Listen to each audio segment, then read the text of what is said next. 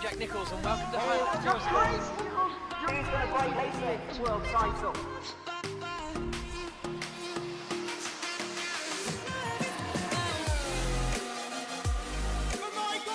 Oh, he's done it! And look at these two go. He's going to do it. His first victory.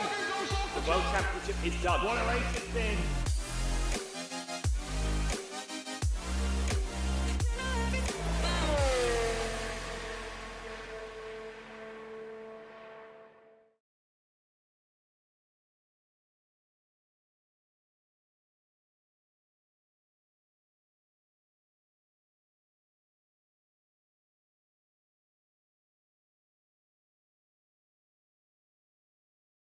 Well, good afternoon, everybody, and welcome to another round of the Formula SimRacing World Championship here for 2025. This is round number 7 here tonight, and it's the Singapore Grand Prix. Historically, at least in the last few years, not a track we've used so often in the World Championship, but last year we did, and it kicked off a run of 3 wins in 4 races for Yannick Bock as he took charge of the 2024 championship through the middle part of the season, ending up losing to Ewan by 21 points. Well, the championship margin is a lot less close than that this season, with the current gap for Mark Schluter. He's won the last 2 races in a row, and with 2 retirements for Ruben Mercedes, who was looking like his closest competitor at one stage, it's a whole different season we've got ahead of us heading into the autumn and the winter time. Myself, Ewan O'Leary, David O'Reilly and Amir Oates will be with you here tonight on the broadcast here for the Formula SimRacing World Championship's 7th round in 2025. Of course, David, fresh off of a performance in the Pro Championship we just saw a couple of months ago, an unusually quick turnaround for us as well, because that Pro race took a little bit longer than normal, because races generally do take a little bit longer than normal around this venue. Just to give you a reminder, last year's race was won in 1 hour 39 by just 0.6 of a second by Yannick Bock in the end, with the fastest lap and a big chase down going on from Roman McGorgy. It was a very exciting finish. McGorgy on a 3-stop strategy, Bock on just 2, but didn't quite have the laps to chase down in the end. If we get a fraction of that excitement here tonight, we're going to be in for a good one, that is for sure. Let's have a look at the championship standings coming into today, shall we? At least talk about them, because it is getting towards that point in the season. Mark Schluter has won the last 2 races in a row, and he's taken charge of this championship. Not that he hasn't been leading, in fact he's led the whole way since winning the opening round at Bahrain, but he's leading by an even bigger margin now. In fact, his biggest margin all year. It is 52 points. His gap over Patrick Hanko and Sander Callas, who's still yet to finish on the podium somehow, but is 3rd place in the standings now. Jeffrey Fournier hasn't had a podium since Austria, but he is 4th, just a few points ahead of Ruben Mercedes, and that was confirmed last round at Spa when he got his 2nd retirement in a row, Mercedes, and his 3rd on the season. Jonas Braxock only joined us for the first time at the Australian Grand Prix in late July, but he's still made his way to 6th anyway, and still is searching for a Formula SimRacing World Championship race win, which is remarkable to think about when you consider he's got 5 pole positions along the way, and indeed no wins just yet. Tom Oldermenger has been in the top 10 every single race, and is 7th in the standings at the moment. Zolzux, George Largianis and Christian Pasquale round out the top 10. In the team standings, it's even closer between Optimal eSports and CMT Go Team Racing. Mark Schluter very much doing the heavy lifting for Go Team, as they can't quite get a teammate to go with them just for the moment. 2 points separate Optimal and Go Team as it stands. Go forward and indeed, I believe, go into the qualifying session. Indeed, here we are. Well, I've been nattering on. The first outlaps have been getting underway, and indeed the first proper laps are about to be completed, with Fournier going up towards the front, but initially taken away by Mark Schluter at the top. Time to bring in some of my co-commentators. David O'Reilly, first of all, welcome in alongside me again. Good to have you again. Fresh off the Pro Championship race, just tell us a little bit about how that race went down in terms of, what the things you normally expect from Singapore, things like, high attrition and particularly long and grueling races you expect from Singapore. Well, yeah, you've absolutely nailed it. It's a challenging event. It's a long old night, and the drivers have got to stay so precise for all 62 laps It's a little bit like Monaco, but with some long straights and some bigger braking zones thrown in. So, yeah, you're battling the walls and the curbs almost as much as you're battling the other drivers, and it is a long one.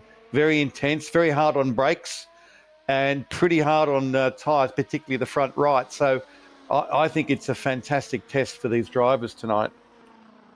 Yeah, it absolutely is.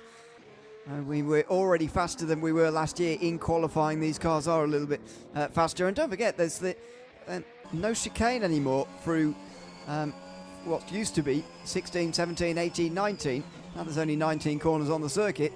So we'll see it here. Instead of going right at the end of this sort of bend in the road, down that road, but still just carry on down the highway towards turn 16.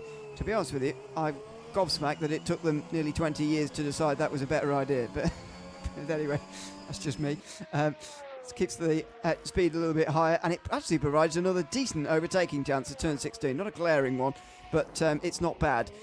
There's the end of another lap in the meantime. Sander Callas hasn't got a time in just yet. He's the 14th and final driver to indeed set a lap time here in this session. For ground effect, his teammate George Argianis already has. They're in towards the turn 16 I was talking about, and now makes his way out of 17, 18 and 19 coming up, and surely it's going to be a top 3 for him. There's quite a gap between Braxtock and Fournier. Nope, only 8th place, not quite on the speed you'd expect to see at the moment. I'm absolutely gobsmacked, I must say, David, that Callas has finished between 4th and 7th all season. No podiums and no finishes lower than 7th is quite remarkable consistency, but to be a championship winner here, I think you've got to be pushing up into the podium places regularly, as Mark Schluter has been, which is really why Callas is also 52 points off the championship lead. Yeah, Callas has been very strong, very consistent, hasn't jumped on the podium yet, but he's also been pretty innovative with tyre strategy, and which has been quite fun to watch. And I've got my fingers crossed to see if somebody goes for a bit of a daring undercut mid-race here, which has been attempted by persons unnamed and failed in the pro race. So, yeah, tyre strategy might be interesting. And Sander Callas will normally often do something a bit unconventional, which is really good fun. Yeah, we will hope to see him involved in the championship fight. I mean, as neutrals, we always want to see one, but, Schluter can actually seal the title tonight. It's mathematically unlikely.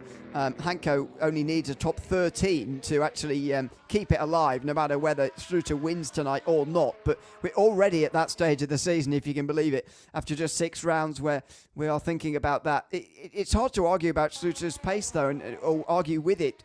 I mean, he's showing it again in this qualifying session, 28.6 so far from him, as Fournier, that is, going backwards into the wall, Lance Stroll style almost, through the final corner.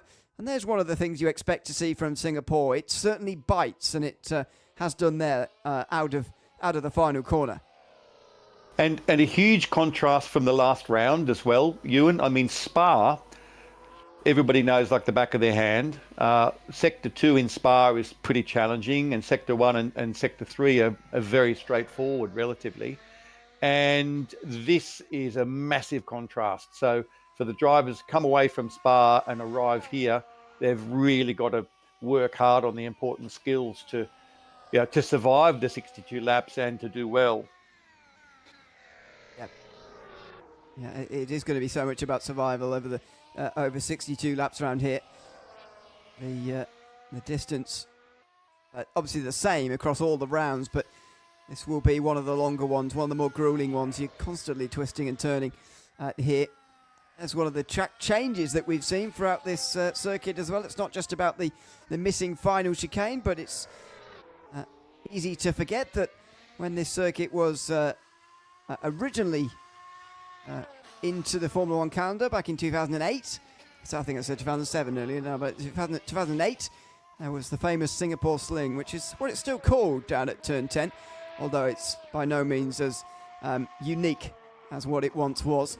Some would say for the better, And certainly for car health in real life, it certainly is for the better. Here comes Callis through one of the sections that hasn't changed. Around the final couple of corners now and on to the front straight at the Marina Bay Street Circuit, and it's just under a second off of pole. 8th position for him in this qualifying session. That looks like what it's going to be for Callis. And unfortunately for a driver who's third in the championship, tied second, you've got to be qualifying a bit further than that, I think, at a circuit where overtaking could be as difficult as it may be tonight. Yeah, I think it's one of those events where a bit of a tyre offset is going to be pretty important to make overtakes. So it's going to be who can be clever enough to be on a quicker tyre at a very critical moment to get some overtaking done, and then put on a harder tyre for the run home. And I'm just going to put a little bet that Janis Brackshot might be somewhere to be seen at the end of the final stops in a good position. So you mentioned all the twisting and turning. It's also a track where you always seem to have steering input at the moments when you're trying to brake or trying to accelerate. You're forever needing to unwind the steering really quickly to stop yourself doing a donut. So it's it's a very challenging track as you outlined. Yeah, we could talk about it for the whole race, to be honest, the difficult points on this venue, and I'm sure we will do over the course of 62 laps. Let's see who's improving. The Cosmo Prosciutto, champion of the Pro Series in the past, is currently in 7th place at the moment. I think he's one of the Go Team drivers this season once again. He is indeed. A couple of 8th places to his name. And in fact, one of those did indeed... neither of those counted actually towards the team score. Of course, we don't have very many teams anymore in this series, but because you can join up all in one go, but only 2 count per day. Oh, Oldemenge spins out of the final corner as well, and that's fast becoming one of the points of the circuit to really look out for in this qualifying session. Oldemenge qualifies 10th place at best then, with Viscott and Tucson still to improve potentially. Here comes Cosmo Prosciutto with that personal best in the first sector, no better in the second. What's he like through the final couple of corners? You can see the nervousness, but goes over the line, will be 8th at best. Sluter goes fastest of anybody through sector 1, and despite no improvement in sector 2, it could be a big one from the championship leader. He's going to be the final driver to cross the line here tonight as everybody else tries to beat him. Nobody else can, but can he just put his stamp on this qualifying session regardless? At the very end, it's Mark Sluter over the line. It's no improvement, just about 24 thousandths of a second off of his previous best, but Mark Sluter takes pole, and doesn't that just underline the dominance he's had throughout this season? It's only his 3rd pole position of the season. He got it last week as well, or last round at the Belgian Grand Prix, but we've also saw Janis Brackshot get one with Mercedes, had 3 across the season as well. But Mark Sluter's on pole again, and he's just underscoring his dominance once again here at the Marina Bay Street Circuit. Yeah, magnificent qualifying effort from Mark. I'm going to disappear for a minute to do a little bit of race direction. All right, we'll let David get on with that while we get into this warm-up session for the moment. But here is the qualifying result, and it is Go Team on top, but optimal all around, and that's exactly what we've seen all season, really, when you think about the team standings, which we will start to focus on a little bit more as well. So Sluter on pole by a quarter of a second, rather. Fournier in 2nd place for him here tonight. Fournier 4th place in the standings coming in today. Hasn't had a podium since Austria, which was this day, 2 months, 2 days ago, the Austrian Grand Prix. Zoltzuks is in 3rd position for this session. He's down in 8th place in the standings at the moment, perhaps surprisingly. And then it's Janis Brackshot, who is in 4th. Patrick Hanko, tied for 2nd in the championship, starts all the way down in 5th position. Piquet and Pasquale just outside of that. 2 Go Teams, 5th and 6th. And for the teams, they do need to get ahead of a couple of optiminals in that case. It's George Argianis who is 7th for ground effect, with Prosciutto and Callis rounding out the top 10. And the Callis tied for 2nd in the championship, a long, long way back, with Tom Oldemenge rounding out this qualifying session with a top 10. He's yet to finish a race outside of the top 10 yet, which was giving him some early championship good position here with the point system, but that's tailed away sadly for him in the last few races. Mirko Mancini, his teammate, is right behind him. Nando Marsa is 12th ahead of Matt Tucson, with Lucas Viscott rounding out the field. FMB Conquest, Viscott at the moment in the standings is currently just 20th. It would be his first point score, by the way, since the Australian Grand Prix in late July, if he were to get to the end here tonight and indeed score points. Only the top 15 score points, but since there's 14 on the grid for this one, it should be a point score for everybody if they can make it to the end of the race. If I'm not mistaken, the amount of pro drivers that finished this race on the lead lap was about 9. Maybe I've got that. Maybe I'm overselling that again, but maybe it's even less. But it was not many. So expect to see lots of attrition tonight. Lots of drivers multiple laps down at some point tonight as well. But all in all, an exciting race today. A good afternoon to everybody watching along at home as well. Likes of Luke Meunier, I think jokingly, maybe not, asking whether there's a time limit for this event. No, but there may well be the longest race of the season. That's for sure. Just under 100 minutes for the race last season, but we have had a quicker pole time tonight from Mark Suter than what we did from Yannick Bock, I think it was, who took pole last season. I'll just double check that. Yannick Bock did win the race. McGorgy. Bock was 4th. McGorgy took the pole with a 1:30.2. That's nearly 2 seconds slower than what we've had this year, but that has been a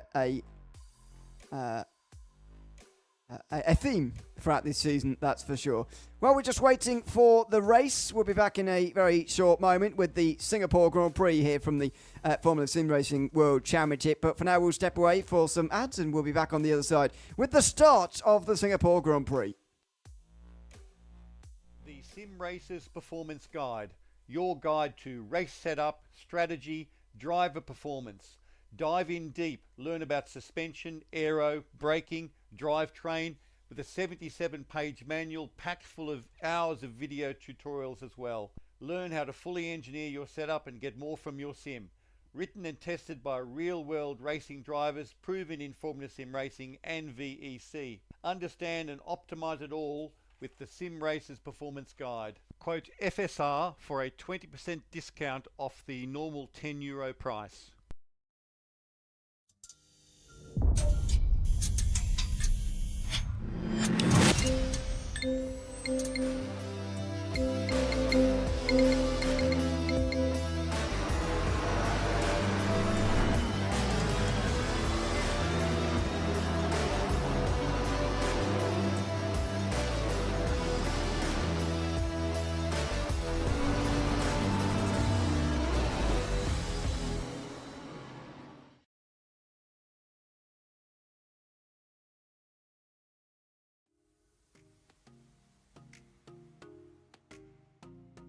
Not too far away from the start here tonight of the Singapore Grand Prix in round 7 of the Formula SimRacing World Championship in 2025. It will be myself, Ewan, and David O'Reilly in commentary for you tonight. Amir Oates behind the cameras of this broadcast for the 62-lap race we are going to see at Singapore tonight.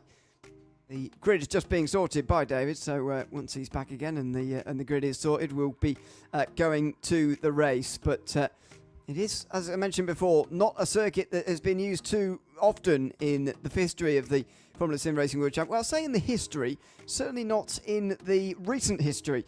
I only joined in 2020, so it's a very novel one for me. But there's this season's calendar, and we've got a few novel circuits on it. Indeed, the final one in December at Mexico is going to be quite a new one to me as well. But this being Singapore here tonight, last year was the first year in 5 that we'd used the Singapore Grand Prix.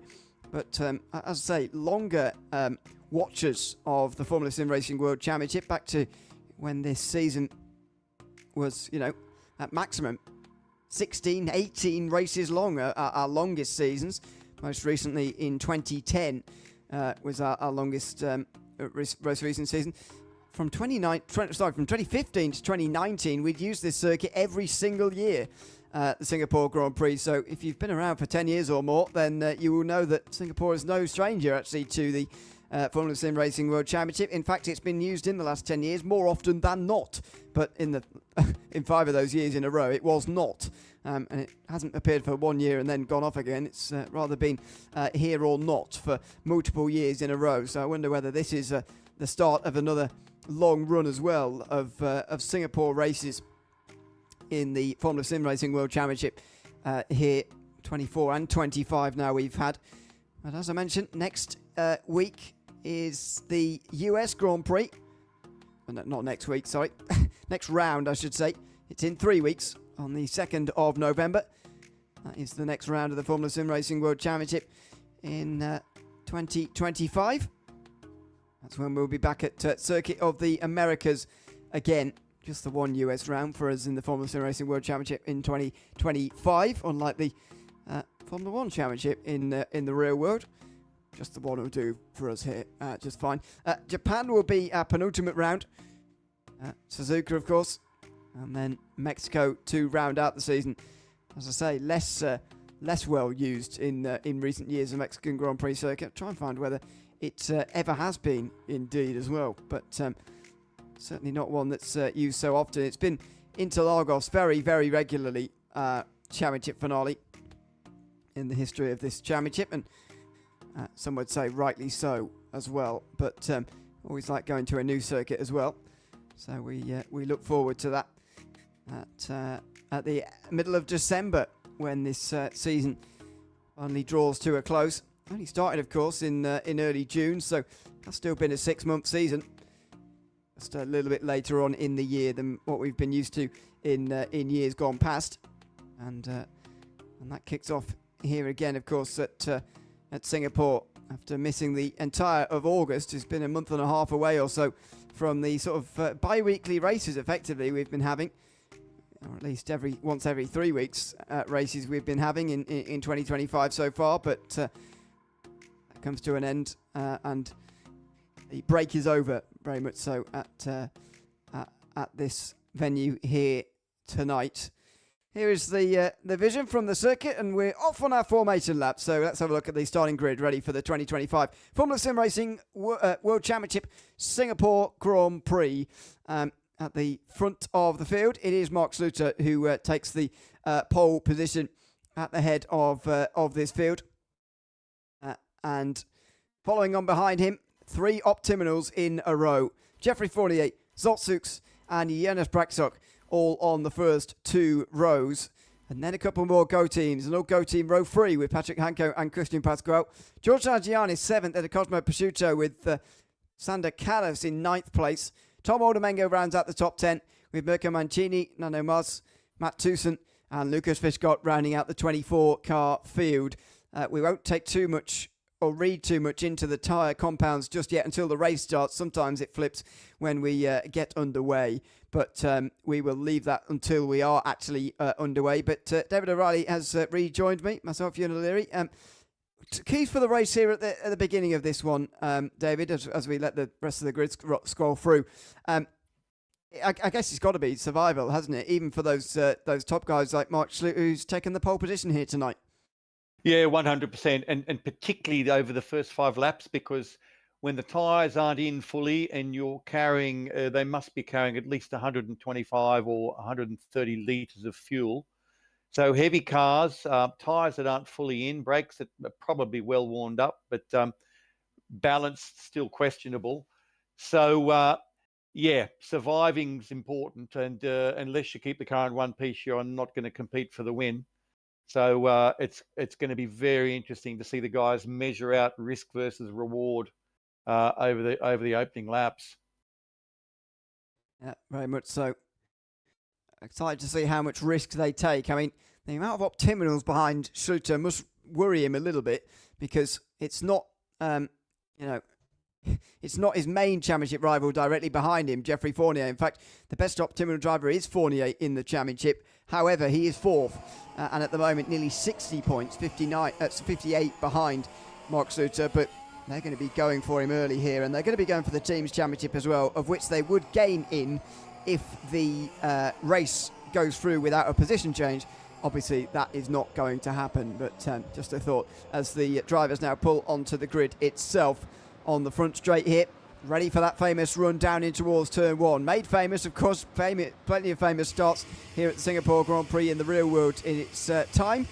That's most famously in 17, 8 years ago, but let's hope for maybe a little bit less drama than that here on the very start of this race here tonight, as Mark Schluter looks just above him there to that starting light procedure. And we will soon be getting underway. It is round 7 of the Formula Sim Racing World Championship in 2025. It's the Singapore Grand Prix, and we are underway with a good launch from Schluter as he pulls away from the optimal eSports drivers who are mobbing him in behind. Fournier down the inside of his teammate Zooks into second position, and Patrick Hanko, second place in the championship, moves up to 4th place in this race as he gets past Jonas Brakshock through the first 3 corners. A fantastic drive off the start from Henko. He got an incredible acceleration down to the first complex and drove around the outside of Brakshock. It was a beautiful bit of driving. We'll just wait for the tyres to sort themselves out. That's why they're all flipping at the moment. But expect to see that play a bit of a role here early on. It does look like the Optiminals have gone for a harder setup than the Go Team drivers off the start of this race. But Schluter is being put under pressure by Fournier early on. And I feel like you've got to do this at a track position kind of race. You've got to do this early on. Fournier has got to put the pressure on Mark Schluter. Otherwise, it could be a very dominant 3rd victory in a row for the championship leader if they're not careful. Yeah, well, Jeffrey Fournier, fantastic driver, very experienced, but I think he's probably a little bit sick of playing second fiddle or bridesmaid to Mark Schluter over the last few rounds, and would love to make his presence felt. And he is looking very determined and very hungry in these opening laps. And I do not know if the graphic is correct, but it looks to me still like he might be on soft tyres. But yeah, as you said, that data can take a while to update, so we won't take that as gospel so far. Not just for the moment, but it will sort itself out at some point. Probably accurate-ish at the moment, although Zotzuk doesn't seem to be being held back by the fact he's supposedly on hard tyres, so we'll see about that. Matt Tucson has made up 1 place further down the field off the start. Tom Oldermenger has dropped to the back here, and so Mirko Mancini now is the Vega Valley eSports driver who's in the top 10. Oldermenger, the other one, is not. He's bringing up the rear, but thankfully everybody has got through the first lap cleanly, which is, as we mentioned before, the number 1 aim really when you are starting a race at Singapore. You want to get through at the first lap cleanly, and they have done. Here comes Marsa down the inside of Tucson. No, he can't make it work there, and maybe already on lap 2 as he puts under pressure actually Tucson, and it will go straight through, will Marsa, outside of the hairpin. Careful. It's not a very wide corner, and Tucson's going to lose 1 place, maybe 2, as Tom Oldermenger gets right in behind him, down towards the Singapore Sling at turn 10. Don't often see too much side-by-side here, but Oldermenger looks, and he doesn't go for it just at the moment. Maybe you're already starting to see the difficulties of overtaking around this circuit, especially up front of the field, where Schluter only leads by 3/10, but is so far under little pressure from Jeffrey Fournier, who's in second. Pretty impressive, actually. Congratulations to the drivers that they've all navigated the opening lap without any damage. So well done to them. But of course, this is Formula Sim Racing World Championship, and we have high expectations of what these guys can do. Big attack from Oldenmenger into Tucson, into the final complex, 17. Oldenmenger has charged up the inside of Tucson's car and then gone around the outside of him into the final corner. Wow, very impressive. That was very well done from Tom Oldermenger, and a move you'd expect him to make, especially with the ground effect car behind him on hard tyres, sorry. But nevertheless, impressive to make as the DRS starts to be deployed, by the way. If you're close enough, then you can get it. Fournier on the back of Schluter, just gaining on the way towards turn number 3, but no moves made here. Pasquale Pasciuto also nose to tail. These two are teammates, by the way, and it looks like Pasciuto, as indeed the tyre compounds have all sorted themselves out now, I think. Pasciuto is on softer tyres, rather. You'd think they might be wondering about a swap here between the teammates. Let the soft tyre runner use those tyres early on in the stint, see how far up the Optiminal eSports field in that top 5 he can get, but at the moment they are running with Pascal in front. Yeah, pretty bold gambit grabbing the softs, because they do go off pretty quickly here, and so it's a pretty bold strategy. Does that mean that they're going to go for a 3-stop? The pit lane transit with a tyre change here is about 23 seconds. So with 62 laps in play, you've only got to be half a second quicker with your overall strategy per lap to pay that back. Yep. Of course, there's so many corners around this circuit that actually paying back those time games that you need are actually quite, well, not easy, but it's more possible around here when there's 19 turns than it is a circuit like Monza, for example, which we haven't gone to this season, but it's one of those circuits where it's difficult to make the time up, as Schluter and Fournier continue to run just half a second apart, and Fournier continues to get a bit of DRS as well. But just how close do you have to be to make a move towards turn 3? Well, the answer is closer than that. Fournier was close into 3 itself, actually, but not close enough. And again, Schluter continues to lead the field, not dominating yet by any means. Yeah, well, Fournier is still really hustling, isn't he? This is lap 4, and Fournier within half a second. And I think Jeffrey Fournier's done his homework. I think he's practiced hard for this round and really going to make a go of this, and not letting Schluter be the only one spraying champagne this time round. They've got to, as a collective, the others, they've got to stop Schluter from winning so many races at the moment. Two in the last 2. The only time he's been outside the top 5 was at the Austrian Grand Prix in the start of August, and it's been a very dominant look to the front for a little while now. They've got to start trying to break that up as much as possible as they now come through the left-handers here. Fournier with a better line, you would describe, through that final turn as they come over the line again. Less than half a second it is, but he has got to be close coming off of turn 4. That is the key here at turn 5, rather, as it is coming out onto the DRS straight. As you can see on the track map, they make themselves towards that point now. Going to be less than half a second. It's just over that. So Fournier is going to need a massive lunge from this kind of distance if he wants to make a move. Or indeed, he'll just have to wait. He's on the same tyre compound. There's no strategical difference. Not like Schluter's actually holding him up when he should be going a bit quicker. If anyone, the winner out of this battle is Zoltz, who's using up some mediums at the moment, but still keeping pace with these guys. Well, that's exactly what I was going to remark on. Zoltan Sux is just hanging on very close to these guys, and my money says that they've probably had the best out of these soft tyres already, and they're going to be on a much steeper degradation curve than Zoltan Sux, and the fact he's this close to them on the mediums, that augurs very, very well for his race strategy unfolding, because he's going to be able to put on some softer tyres later if he wants, or at least stay on the mediums, where these other guys are going to go to at least one step harder compound. Yeah, I mean, last year's race was second place was Omar Gorgi, who didn't use the soft tyres at all. Now, difficult to compare year on year because the tyre compounds do change so much, but Bock won with a soft medium strategy, not by using them up at the start of the race, which is what you'd expect. But, you know, it depends where you are in the race, where you qualify.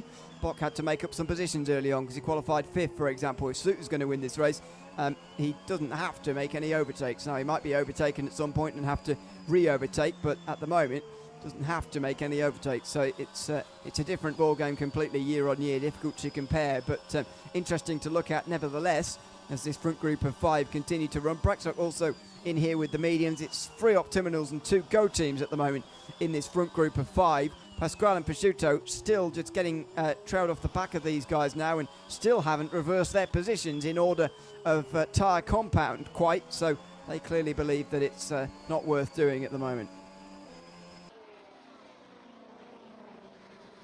Yeah, it's a tight group for the 2 different compounds, and I would, if I was Schluter or Fournier, I would have hoped to have pulled a little bit of a gap on these medium runners by now, because the medium runners are going to have the advantage.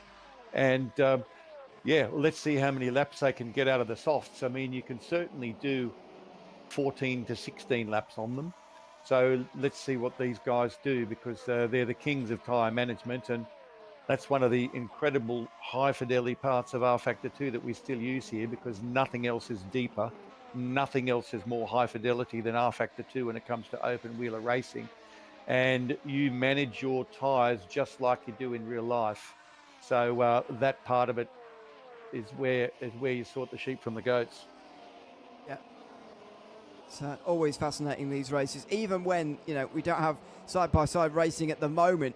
It's the tense tactical battle that is going on between these front guys at the moment. Although Oates has now lost his DRS to his teammate Geoffrey Fournier, and Hanko's very close in behind here. He's second in the championship, of course, and currently tied with Callas, but would stand alone if this stands. Here he goes to the outside, coming into turn 6. He's broken very late, and he's going right round. Oh, he just about stays on the circuit. Zooks makes side-to-side contact with him. He's still on the inside, though, at 7. They just about have the turning circle to get through there. It's unbelievably tight through there. Now outside again at 8. He's still there. Oh, he's been fed into the wall. Patrick Hanko's in the wall. He's lost his front wing as well. He risked it all there. Going round the outside is Zooks, who just didn't want to give it up. Here comes Christian Pasquale, who gets past Zooks, as does Jonas Braxok, who's suddenly onto the podium. Championship implications on lap 7 as the second place man Patrick Hanko finds the barriers down at turn 9. Well, real shame for Patrick Hanko. I mean, that was incredible. We had a side-by-side battle through at least 3 corners, which you just don't expect to see at Singapore. And Hanko certainly had significant overlap on Zoltan Zooks. And I think that he was not afforded racing room. So the stewards will probably get involved in that later on. But very unfortunate. Hanko made a big move. He's on a quicker tyre, had DRS, put his car beside Zoltan Zooks. And but unfortunately, he was shown the edge of the track where there happened to be a wall. Goodness me. Not a ideal start at all for Patrick Hanko, who comes into pit lane and will have to repair his front wing, and we'll see what tyres he goes on to now and how he intends to get through the remainder of this race. With only 7 laps complete, 55 still to go to make your first stop. Although he was on softs anyway, it was not ideal. You can imagine it will be a mediums or hards from this point on, and he'll try and make some use of some clean air now after being stuck in that train for so long. But the time he'll lose in the pit lane will be remarkable. Still first for Schluter, still leads this race ahead of Geoffrey Fournier. Sander Callas down in 8th place at the moment will give Schluter a 17-point gain on him, and his gap will be 69 points heading into the US Grand Prix, at which point he would not need a very big result at all to take the title. I think just a top 10 at that point, actually, at this third last race would seal in the title with still 2 rounds to go. He has rather dominated in 2025, and he's dominated this race so far as well, although he's been under pressure the entire time from Geoffrey Fournier, who's not close enough down in towards turn 16 this time. But I've got to be honest, I have felt for the last 8 laps that a move is imminent, but it just hasn't arrived at the moment for Fournier. Well, he's definitely staying in the zone and sticking to Mark Schluter closer than he has managed to do in the last couple of rounds. So it's impressive driving. He might be just trying to eke out a little bit more out of those tyres, but of course, with them both on the same compound, very tricky to pull off here. And I think that's what Patrick Hanko was relying on in that unfortunate incident. Hanko was on the soft, Zoltan Zooks was on the medium, so he did have a 1-step tyre advantage and DRS and probably a little bit of push to pass that allowed him to pull that off. But with heavy cars full of fuel and on the same tyre compound, particularly trying to battle a guy as good as Mark Schluter, not easy to get the move done. I mean, what were your thoughts, by the way, on the way that incident unfolded? I mean, Hanko there, I think, will be feeling very aggrieved at that, that he was fed into the wall by Zooks. But you know, did you see anything wrong with it, particularly from Zooks? Well, once the overtaking car achieves the required amount of overlap, which with the way our current rules are written, that is actually not very much overlap, and that's being reviewed at the moment. Once you've achieved substantial overlap on the car that you're attacking, he is required to grant you racing room. He's not required to give you your preferred line or a lovely line, but he has to leave a car's width between him and the edge of the racing surface. And from the look I got, Zoltan Zooks did not do that. So Hanko was entitled to be able to, you know, I know it's a street circuit and everything, but he's entitled to be alongside him and has to be given room. So, yeah, I think he has reasonable grounds to be feeling a little bit aggrieved. And I think that were he to protest, which doesn't always happen, but were he to protest, I think the stewards would have to have a pretty strong look at it. Yeah, I agree.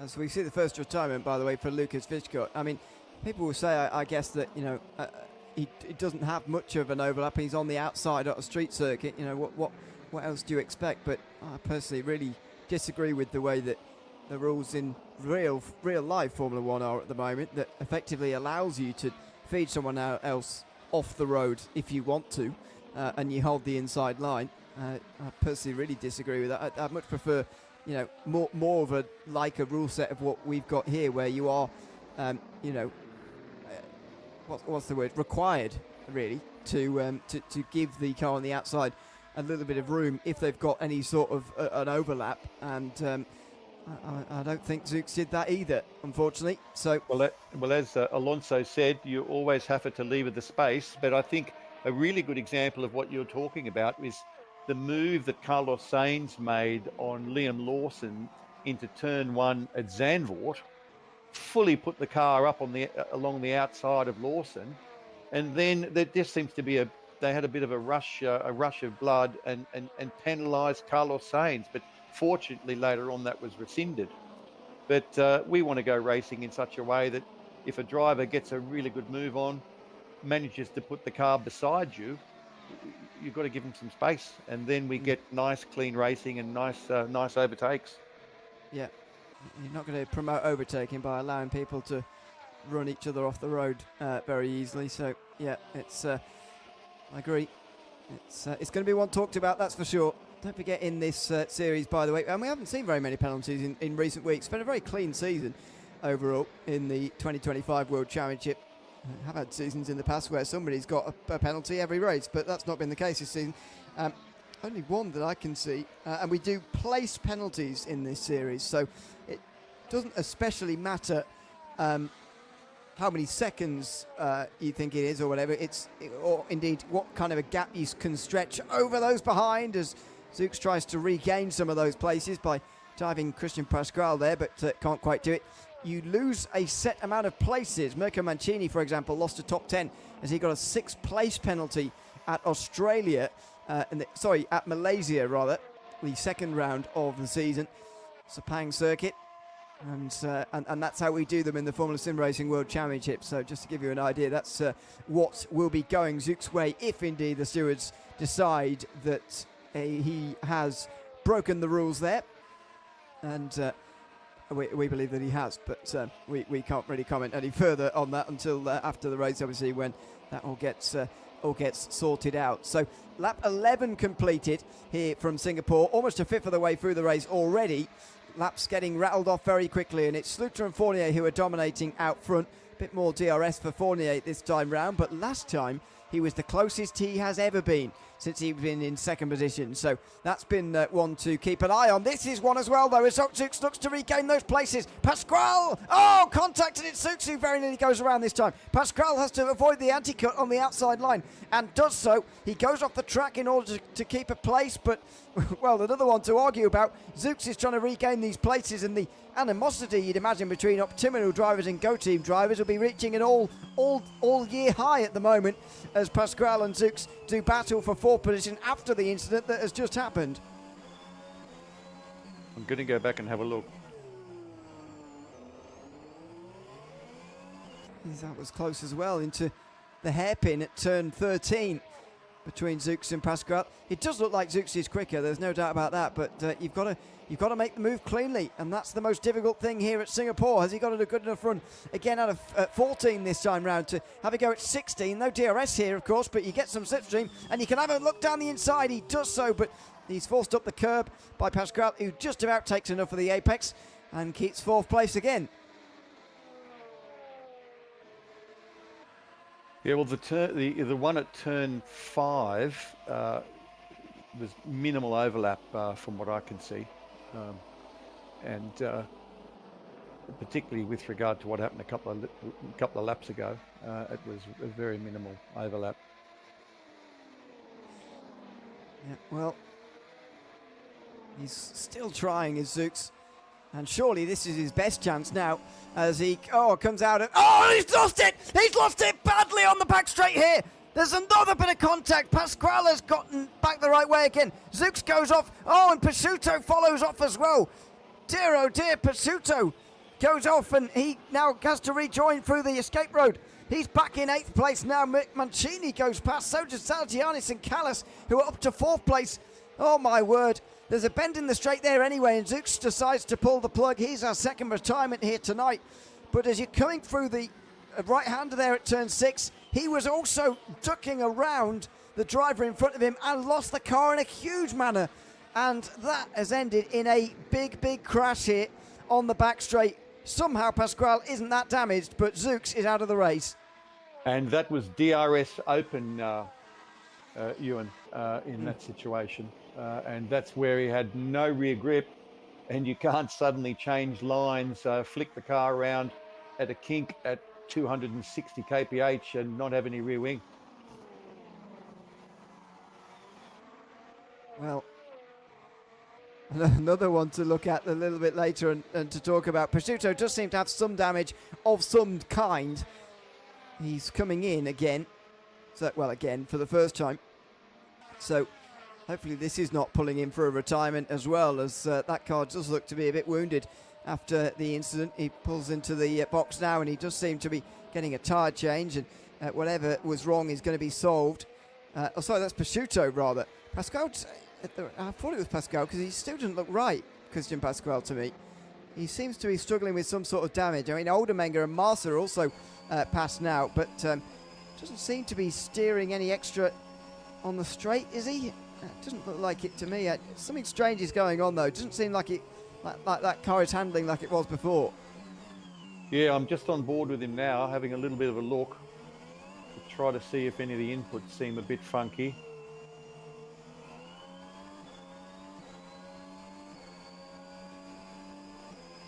The wheel's straight. Car seems to be responding okay. Well, yeah, maybe not. A bit of throttle oversteer. There might be something bent. There might be something bent in that vehicle. It just feels like there is to me. He's losing seconds now. But there you go. He's down to 9th anyway, and a long way off the lead. Slowly, they're dropping like flies here tonight. At least not in retirements, but in terms of contenders, they are falling rapidly away from the lead. Let's another look. It is. Oh, no, that's because he's turning properly, and he's coming in now after a full lap here of a slight damage. He's decided to come in as well. So 3 Go Team Racing drivers have had to come in, all one after the other. And this can only be good news for Optinal Esports in the championship, bizarrely, despite the fact that Zoltzuk has retired from the race in that last exchange. Very quick stop. That was tyres only. So potentially, maybe he totally cooked a rear tyre or something with that spin that was induced by the contact, because he didn't have any repairs done, and he's out again on a fresh set of tyres. So he might have just melted one or both of the rear tyres. Well, that is entirely possible as well.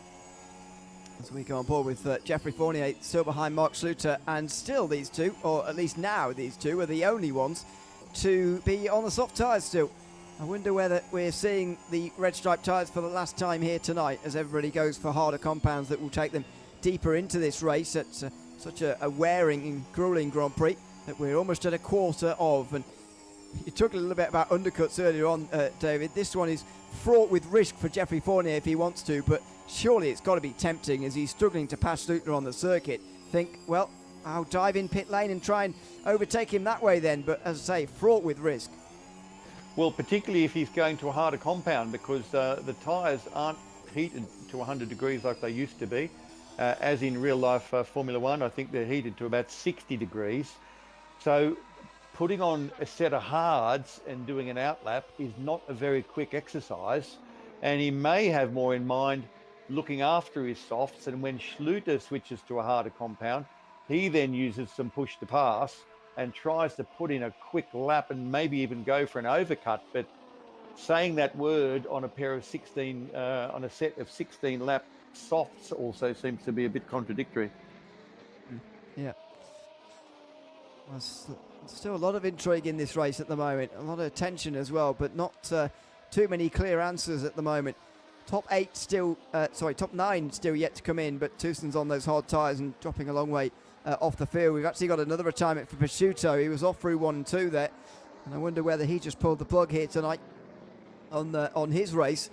And so Go Team now really relying on either Hanko or Pasquale or Marsa to rescue their day in terms of the championship points. There he is. I think he just pulled off to the side, and indeed there he goes. We'll go back a bit further, but I'm not sure if any. We've got a pit stop. We've got a pit stop from Fournier. Okay. Entering pit lane now. Sorry to cut you off there. That's all right.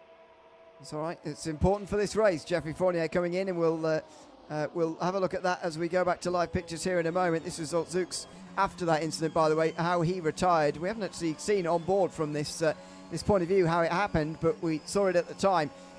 Through the kink here, he's just trying to turn too sharply, and the DRS is open. My goodness, that was a big crash on the back straight, and that was the end of it for Zooks. Unfortunately for him, he retired from the race after this. But what about his teammate behind, Jeffrey Fournier, who's come into the pit lane? Some crucial laps coming up for him on this undercut. How's this, by the way? Prosciutto watching up ahead. Completely distracted, by the way. Missed his braking point. It was all happening. Mancini moved up positions. And in the end, Prosciutto didn't lose out too greatly. Dear, oh dear. Pasquale all over the place. And obviously not much he could have done either, but this has rather ruined his race again as well. Mark Schluter's line over the Anderson Bridge and into the braking zone is absolutely incredible. How far right he manages to get to open up that hairpin.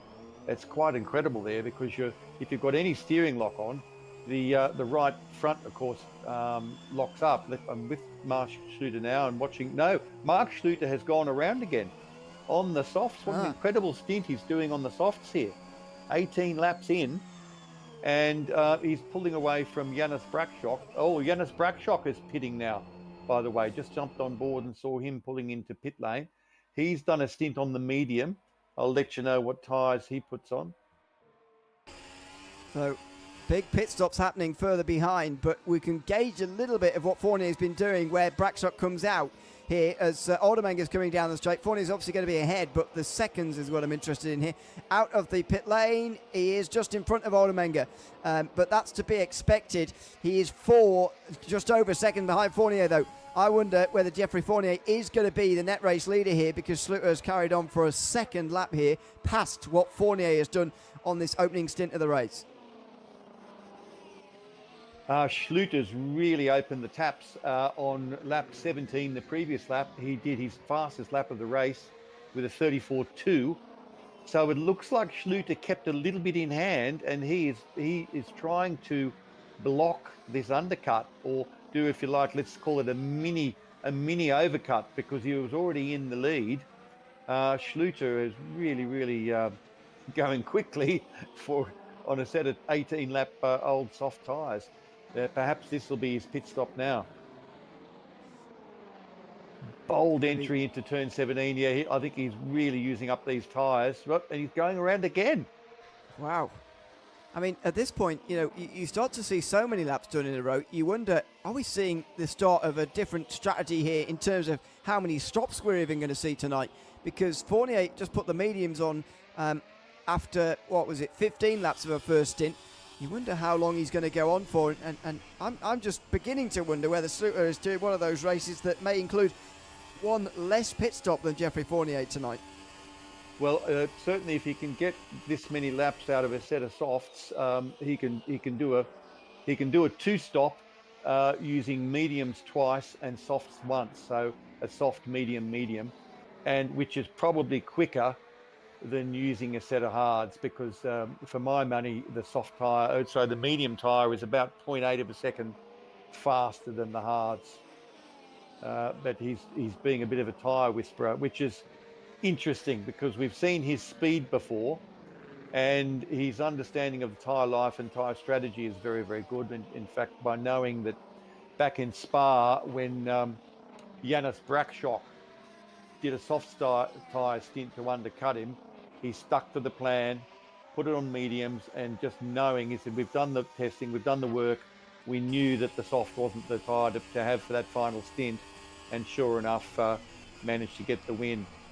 So, but I'm fascinated. I'm on board with Schluter again now, and I'm just seeing if he's pitting now, finally pitting now, 19 laps in to his soft stint. So this is going to be really interesting.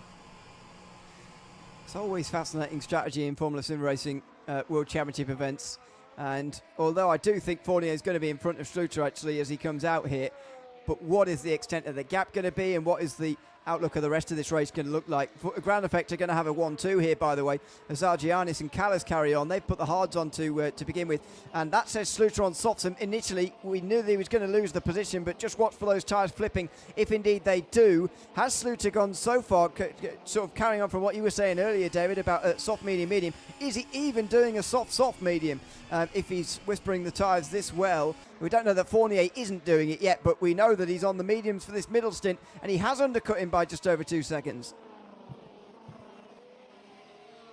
So that worked out very well for Jeffrey Fournier to get on those softs and start putting the work into the softs. And he hasn't got to be quite as gentle as he had to be. The mediums. He hasn't got to be quite as gentle as he needed to be to make the softs go the distance. So he can put a bit more energy into the medium tyre without quite as much worry about destroying them. He's coming up on the rear of Sander Callas now, which is pretty impressive considering Callas hasn't stopped. Tucson overtaken by Hanko. That's a legitimate pass, by the way. Hanko is legitimately nearly 30 seconds off of the lead at the moment and losing points in the championship. Here's Braxuk versus Mancini. Oh, and a spin for Mirko Mancini. Down at the hairpin of turn 14. He gets away without spinning. He had to use Braxuk as a bit of a crutch there for a moment, but he gets away without spinning on that occasion. Vega Valley Esports trying to get involved with some of these top guys, but when you're on such old tyres compared to the guys coming through, it can be very difficult, as Sander Callas is about to find out. He's a championship contender, don't forget, and he's about to see the net race leaders roar past him here, and unless Callas is on some sort of one-stop strategy, audacious strategy or something, you find it very difficult to see how he's going to get back with the leaders again, with Fournier and Schluter going so quickly. Through turn 5, Fournier needs a good exit here, and he needs an efficient pass on the two Ground Effect Sim Racing drivers. He needs to not spin through this bit as well, because we've seen that difficult tonight. He's going to get through very, very easily, and Callas put back to third. Yep, very clean pass. Lovely fresh set of tyres compared to Sander Callas. Callas on a hard tyre, and a pretty old hard as well. Well, he's had them on since he started the race.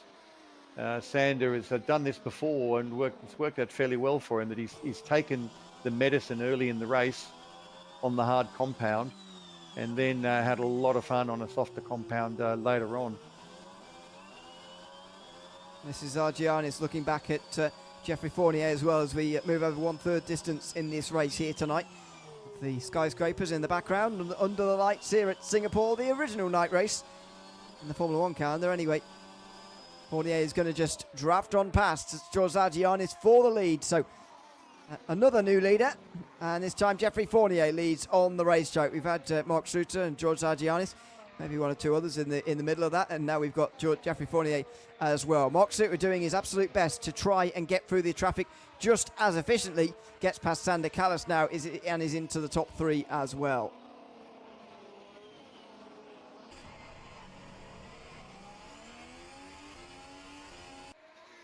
Well, Hanko did go for mediums in the end with that unfortunate need for an early stop. So at least he's opened up himself to a little bit more, let's say, strategic leeway, strategic choice by getting onto a one-step harder compound. And he's doing very, very well to be back up into 7th. But his tyres have probably only got 5 or 6 laps left in them. Yeah, you thought so. So on board with Mancini in 8th place. It's a very big gap in front of Hanko at the moment, so a lot of clean air there that he can maybe use, but this is all about rescuing his race, to be honest. He's not finished outside the top 3 positions off the podium since Australia at the end of July. It's the start of October now, the middle of October, and he's staring a non-podium in the face. There goes Mark Suter down the inside of the hairpin, which is very close to the turn 8 hairpin, I'm sure, as you know. The track map indicating as much. Zagianis looks to try and respond. Well, at least he gets into the mirrors of Mark Suter, who's up to second. And now there's a 3-second gap. Now we can see the pace of Suter. We've seen the tyre management in the first stint, but what about the pace? Does he have it to close on Fournier enough in the lead of this race, I wonder? That was an incredibly bold but clean braking move that Schluter pulled off on Zeligianis into that very tight right-hander. Just dived up the inside, beautiful control, and got the car turned. Magnificent bit of driving. Hanko will not get ahead of Callas, actually, who pits and drops to 6th position. You see Marsa at the back of this group. Christian Pasquale seems to have got some new life into him after a recent pit stop. So he is now on the back of Mirko Mancini, out there on hard tyres again. As I mentioned, no soft tyre runners the whole way through the field. We may well have seen the end of those soft tyres for tonight. Maybe we will see a late run out from somebody on a set of red stripe tyres, but not for the moment, as Pasquale tries to get close to Mancini, but he is nowhere near at the moment. Doing their best to regain these places, but picking yourself up, re-motivating yourself after the incidents of the last few laps is going to be very, very difficult for both Hanko and Pasquale here back in the pack. Yeah, well, Hanko is probably looking down the barrel at only doing one more stop. If he can make these mediums last that little bit longer, and he's still driving very, very well, he's on a level playing field with everybody else if he just does one more stop. And the hards, I don't know how long the hards can last, but maybe they can do 30 laps. So if he can get another 6 or 7 laps out of these mediums, he might be on for one more stop and onto the hards and have a good chance of holding station. A pit from Zagianis, who was leading this race, don't forget, at point earlier on. Now, has Callas undercut his teammate here? It looks like the answer to that is yes. It's a very narrow pit exit here, so you lose a lot of time. And Sander Callas easily in front. He's on a set of medium tyres now, going to try and chase down the rest. But I do wonder whether those hard tyres did almost too much damage to those guys' race now, because, you know, it was fine while they were all packed up behind Suter and he was leading the field saving tyres, but suddenly the gaps got large, and when you're on hard tyres, it's difficult to go with them. And you wonder where the ground effect have found themselves in sort of no man's land here, of a big gap in front of them, but a big gap behind as well in 5th and 6th place. Yeah, well, Callas is, he's what, 9 seconds back from Tom Oldenmenger. Callas is on the medium. Oldenmenger's on the same tyre. Yeah, it's if he puts his head down and puts 2 medium stints in, he can probably chip away at that, because with well, not much less than 40 laps to go, 38 laps to go, he's got the chance to pull down that deficit. We'll keep an eye on it. At the moment, it's pretty much exactly 10 seconds to Tom Oldenmenger. Let's see how Sander can light it up on these mediums. Going to need to be a big stint for his race in the middle of this one.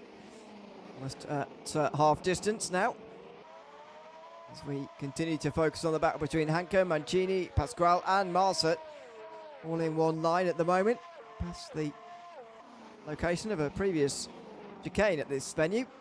Keeps the speeds higher towards turn 16 on this occasion, as Mancini's teammate pits Tom Oldenmenger. Still no finishes outside the top 10 this season, but he's in danger of slipping to 10th with this rejoin. There goes his teammate, there goes Pasquale, and Marsa stays behind. So Oldenmenger gets himself right into the middle of this Go Team and Vega Valley eSports group towards the back end of the top 10. And it's a 5-car group now, with Hanko still leading it and not able to pull away, maybe surprisingly. And you know what? We've actually got 6 more laps to go to arrive at half race distance. We've got it's a 62 lap event. It is a long one.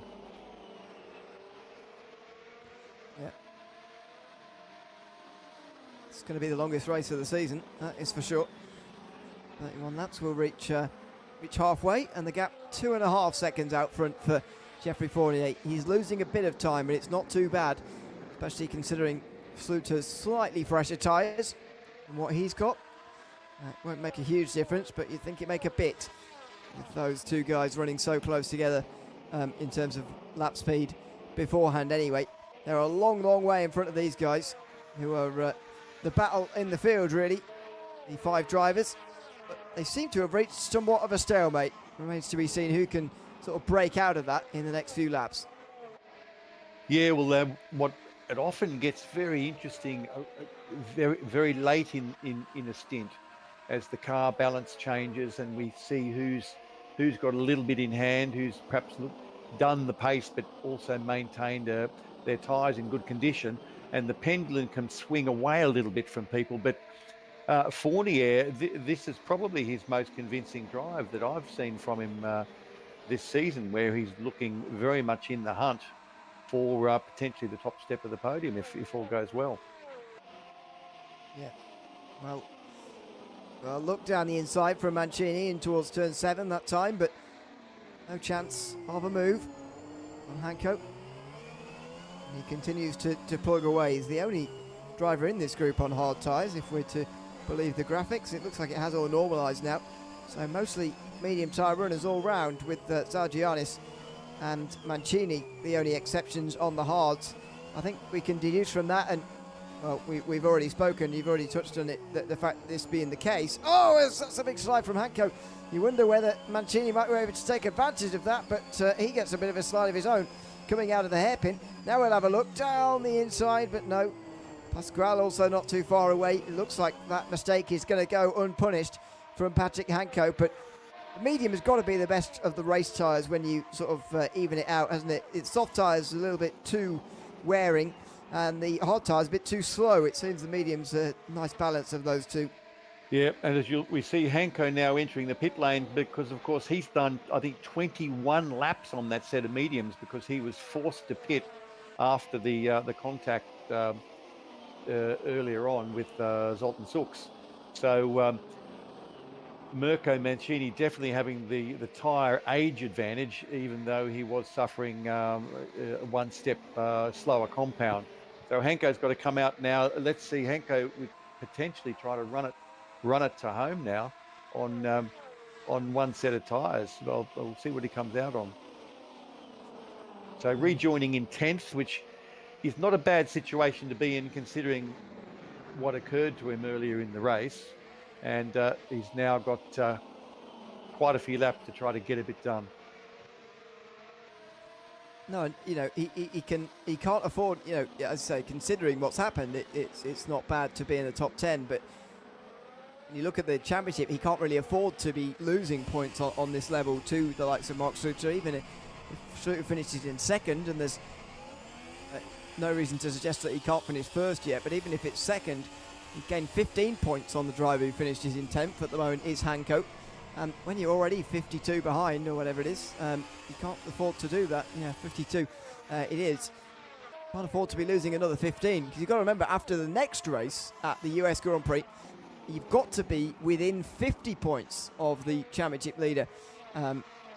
But at the moment, that's going to be going the wrong way for Hanko. The right way potentially for Fournier, who, if things were to end as it is right now, would move into second in the championship and would be Sluter's most pressing competitor, less than 50 points behind him, but that would require him having to beat Sluter at the next race as well. And to be honest with you, I think any driver wanting to win this title now other than Mark Sluter has to beat him in all 4 of the remaining races, actually, and the only driver doing that at the moment is Geoffrey Fournier. Yeah, well, that's a good way of putting it. With that point advantage, he needs big points taken away from him, which is, it's hard to imagine that happening at the moment. Gap is down to 1.6, 1.5 seconds now between Sluter and Fournier, the gap for the lead, and they've pulled a pretty handy gap on Janis Brakshock now, who is 7 seconds behind Geoffrey Fournier in the lead. So these two boys are duking it out for first prize, and who's going to blink first and put another set of tyres on. 33 laps to go. So I think we're a little bit too far from home for a hard compound. And these guys, they've not done a whole lot of work yet on these mediums, because I think Schluter did 20 laps almost, I think, or 19 laps on the soft. So he's only 10 laps into this medium stint. So I don't think he's got to go hard. I think he can do another 10 on these, and then he's going to be in a position to put on another set of mediums, because he'll only be 21 laps from home. Yeah, it's very true. And that's what maybe the motivation was from Schluter to go as far as he did in that first stint of the day, just to not maybe cut out a pit stop, as I was speculating initially, but maybe, as you say, to make a two-stop easier, or make the compounds that he has to use softer than what he was going to otherwise. But Fournier is slowly being caught at the moment. Marsa goes quite wide there around the anti-cut. He'll get away with that, but yeah, you just wonder what the rest of this race holds now, because the big question is, I think, has Fournier been caught by Schluter on speed, or is he saving tyres a little bit more than Schluter is? Are the roles reversed there? Because we know, or we think we know, that Schluter was in the first stint. That's why he was able to go so much further than some of the others. But are those roles reversing now, or is Schluter really just quicker when he releases the shackles? It's impossible to know at this stage, but it's crucial for this race which side of things that is.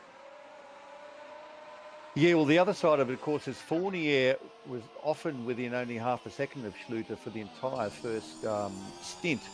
So there may have been an impact on Fournier's tyre wear from that dirty air. That does have some potential. And now Fournier is driving in clear air.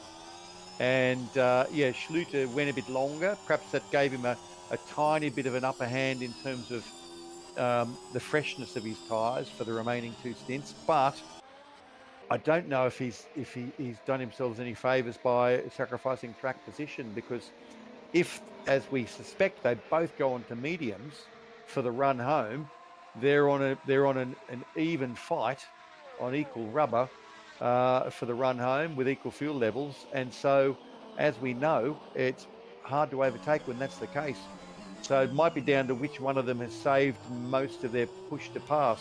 Certainly in pro, I think we had 100 seconds of push to pass, which sounds like a lot until you're doing 62 laps, and then you realise you've got about 1.6 seconds per lap if you give it a bit of a squirt every lap. So you've got to measure it out. Yeah, exactly. And unless they get any more seconds here, it's even tighter equation to work out. Really not got very much when you actually sit down and think about it. But generally, I mean, you know, again, when you put it like that about what it is per lap, you start to think, well, almost barely worth having because it's so little. But actually, you don't use it every lap, do you? You sort of space it out, and you sort of, or you focus it all in singular laps. You know, laps that you might want to make an overtake or make a big push or whatever. And you know, some of these guys might have gotten to the end of the first stint without using any. Just depends. Yeah, well, absolutely right. Yeah, absolutely right. Because if you're planning, for example, an undercut or an overcut, you might use 10 seconds of push to pass over a couple of laps to really cement what you're trying to do. By the way, Schluter had DRS on Geoffrey Fournier on the run down to turn 5 this time round, so he's very much on him. But I think he's going to need a mistake. He's going to need a mistake or some kind of tactical blunder from Fournier, and it's a very impressive drive from Geoffrey Fournier this evening. It is so far, holding off Mark Schluter at the front of this race. But Schluter, as you say, did get the DRS last time, and he was quite close into turn 7 actually. So I wonder whether he chose not to overtake or could not overtake at this stage in the race. I suspect it was probably a choice, although even if he wanted to, he might not have been able to. So maybe both are true, but. It's Fournier who still leads, past half distance, officially past half distance in the Singapore Grand Prix tonight. It's going to be a long race, that's for sure. It's probably going to be over 100 minutes, but it's going to be fascinating all the way to the very end. If the tension at the front of the field remains as it is, so many unknowns between Fournier and Schluter, who was not close enough that time. You need to be within 7/10, by the way, in FSR, not the second that it is in Formula 1. So Schluter does not have any that time round. Needs to be closer than that, but I don't suspect that worries him too much at the moment. Yeah, well, it's 30 laps to go, and these two guys are so evenly matched at the moment. It's only going to take a microscopic error from one or the other to tilt the scales in one direction or another. I'm just looking at Pascal and Oldenmenger seem to be duking it out on the standings here.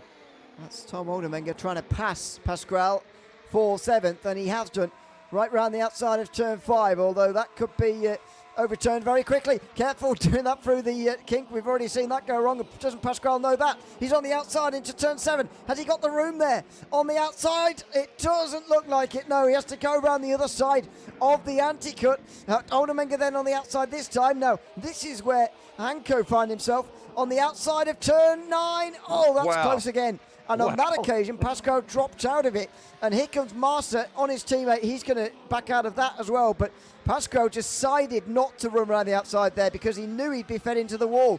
That is what, some would say Hanko should have done in that battle with Zooks earlier. Yeah, indeed.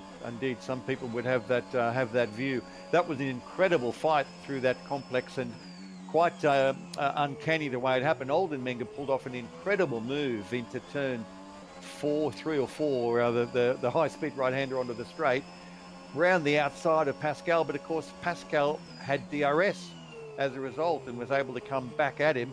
I think during through turn, Pascal is now pitting through the left-hander at the end of that long back straight. Is that turn 5? I think Oldenmenger did himself credit. He left a fair bit of room for Pascal. And then over the following couple of turns, very tricky, as we saw earlier, for drivers to grant each other racing room. Schluter has overtaken Fournier, by the way, for the race lead here. So it looks like these tyres now for Fournier are not looking so smart. And Schluter's really opening the taps here on this middle part of the race. Just as we enter the second half of the race, Mark Schluter now leads, and we'll try and get a replay of what happened in a moment. It was down at turn 7, I think, at the end of the DRS straight. It did go over towards turn 8 as well, but Fournier responds immediately by pitting. Now, is this the start of a 3-stop strategy in relation to Schluter's seemingly obvious 2? But Fournier deciding immediately that with these tyres going away and with that lead lost, he might as well come in for an undercut now. Yeah, big bold pass by Schluter around the outside of turn 5. In fact, did exceed track limits, but there may be an argument to be made that he wasn't left enough space. But I got a feeling that Fournier actually did leave him space. I'm just having a little forensic look at that now. Schluter around the outside into the braking zone. In fact, at that point, Fournier fought really hard to leave as much room as he could. And Schluter did manage to hang on to it around the outside, but did leave the racing surface to achieve that. Not fully. No, he had 2 wheels on the rumble strip, so I think he has followed the letter of the law. So, a pretty cool pass. Trying to find it at the moment. Obviously, Schluter still behind Fournier in this replay. So he started to close in, just looks a bit more settled, does Fournier. Schluter at this stage. This was about a lap, at least a lap before the pass itself, with Mark Schluter eventually gaining the lead through turn 7. We'll see if we can find it. Brackshock pitting from second place at the moment. For Optimal eSports, Optimal. We'll just have a look at where the various team drivers are, by the way, in a moment. But this is the pass itself. Oh, so he could have gone to the inside there, Schluter. Almost suggesting that Fournier wasn't desperate to keep the place, but just about stays on the circuit, as you say. I think he'll get away with that. And then breaks late at turn 8. Didn't give much room if Fournier wanted to go around the outside through there, but he didn't. I think Fournier actually wanted to give that place up anyway. That's why he faded to the middle of the road, letting Schluter on the inside. But actually, he picked the more difficult route in the end, Mark Schluter, and did get the place by diving late at turn 8. Yeah, Fournier certainly did leave enough room. I think he can't be faulted for that. Brackshock is onto hards, I think. There's only not long left the pit lane, so it may update. And 27 laps from home, so this will be this will be his final set of tyres, and he'll run home on these hards from here. And Jeffrey Fournier has decided to go on the soft tyres. So I think the thought process that he's gone through now is, well, there's less than 30 laps to go. I did a 15 lap stint at the start of this race on soft tyres. And to be honest with you, I didn't go very much further on the mediums anyway, and they were definitely slower. So why not 2 soft tyre runs to the end instead of a painfully slow hard tyre run? Fournier is going maximum attack here to try and win this race, because he knows if he follows Mark Schluter all the way around this racetrack for another 25 laps, then he won't win. So he's got to do something different, and this is it. Yeah, well, the soft tyre, we'll look at the pace as well. He's just done a 31.8. So Fournier's flying. The softs are definitely more fun to drive on, but he's got 19 seconds to make up, and they're both going to have to stop again. So yeah, 27 laps, 19 seconds. Yeah, he's got a chance, if, considering that they are both going to stop one more time. Well, we think they are. Yeah, I would imagine it's one more stop each at this point. And you would guess that it's Mark Schluter going on to the mediums again. Don't forget, he did 19 laps on the soft, so this is only the end of lap 17 for him on those medium tyres. If he can do 25 or so, well, he wouldn't even have to, would he? He'd have to just go 22-ish, and that would see him through to the end on those mediums, you'd think. So yeah, he's yeah, not exactly. Very much further to go. Exactly, two even medium stints. So yeah, I think you've called it perfectly. Fournier's decided to push it hard on the softs and see if he can effectively make up an extra pit stop, which is going to be a bit of fun driving for him and exciting for us as we look at the gap. So currently 18.4 seconds, and Fournier's got the bit between his teeth, and to use that well-worn cliche, he's going to need to do more than 20 qualifying laps to get this done. Yeah, I just wonder about his tyre life throughout that as well, because I suspect when he was following Schluter, he would have been saving tyres a little bit more early in the stint than what he is right now, and he is probably gaining lap on lap, but not very much. I mean, less than 18 seconds now is the gap. And don't forget, when Schluter comes in, there will be a period in this race where he's out on the mediums, and Fournier on the older soft tyres will be struggling in speed compared to Mark Schluter, who will be behind him, yes, but he'll be on newer medium tyres, gaining time for that period. So Fournier, I think, has got to be gaining a little bit more time at this stage, but looks like we're almost posing towards a very similar finish to what we had in 2024, where Yannick Bott was the one on the 2-stop strategy and holding on to the victory, and it was Owen McGorgy who was on the 3-stop strategy, racing him down towards the very end of the race. It feels like a similar situation here this year as well, but I think at the moment the odds are much more greatly stacked in Schluter's favour than what it was for either of our two competitors last year. Yes, and reminiscent of the previous 2 rounds, where both of the last 2 rounds, it was Jonas Brackstock, I think both times, who endeavoured to use a softer compound tyre to match it with and attack Mark Schluter. This time it's Jeffrey Fournier. I can never believe quite how much of the track they use on the pit straight, preparing to enter turn 1. They're so wide, so much of the outside tyres on the yellow, that they're using every inch of this track. This is there's so much to learn from these guys. Yeah, it definitely is. So it always seems to me as if the sort of differences are more pronounced at a street circuit like this one, when it's so technical like this one is. I mean, technically, I guess it's our second street circuit of the season if you want to count Australia as well. But I guess that is true as well. But it doesn't feel like it in places. At the Albert Park Street Circuit, this one is a proper street circuit, and as I say, it does feel like the differences do get more pronounced when you go to a street circuit. But to be fair, across the field here today, other than the free retirements, every driver still on the lead lap here, as Mancini seems to be slow. Oh, he's missing his rear right tyre. Just as I was talking about the closeness of the field, it looks like we're about to lose our fourth competitor tonight, because Mirko Mancini is missing his rear right tyre, and that is the end for the Vega Valley eSports driver who was running in 8th place. Surely he can't get that back and back into the race again.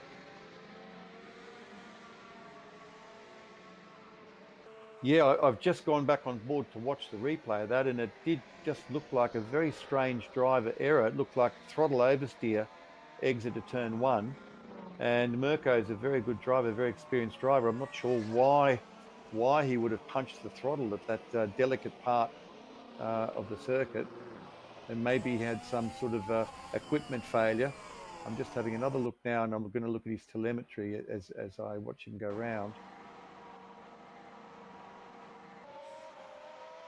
We'll try and find it on the stream as well, but Matt Tewson is also missing his front wing, by the way. Oh, it's out of turn 1. As you say, that is a strange place to crash, actually. Out of turn 1 and 2. Mancini, see from this shot here. This guy goes wide initially and then pins it and straight into the wall, and the rear right tyre comes off.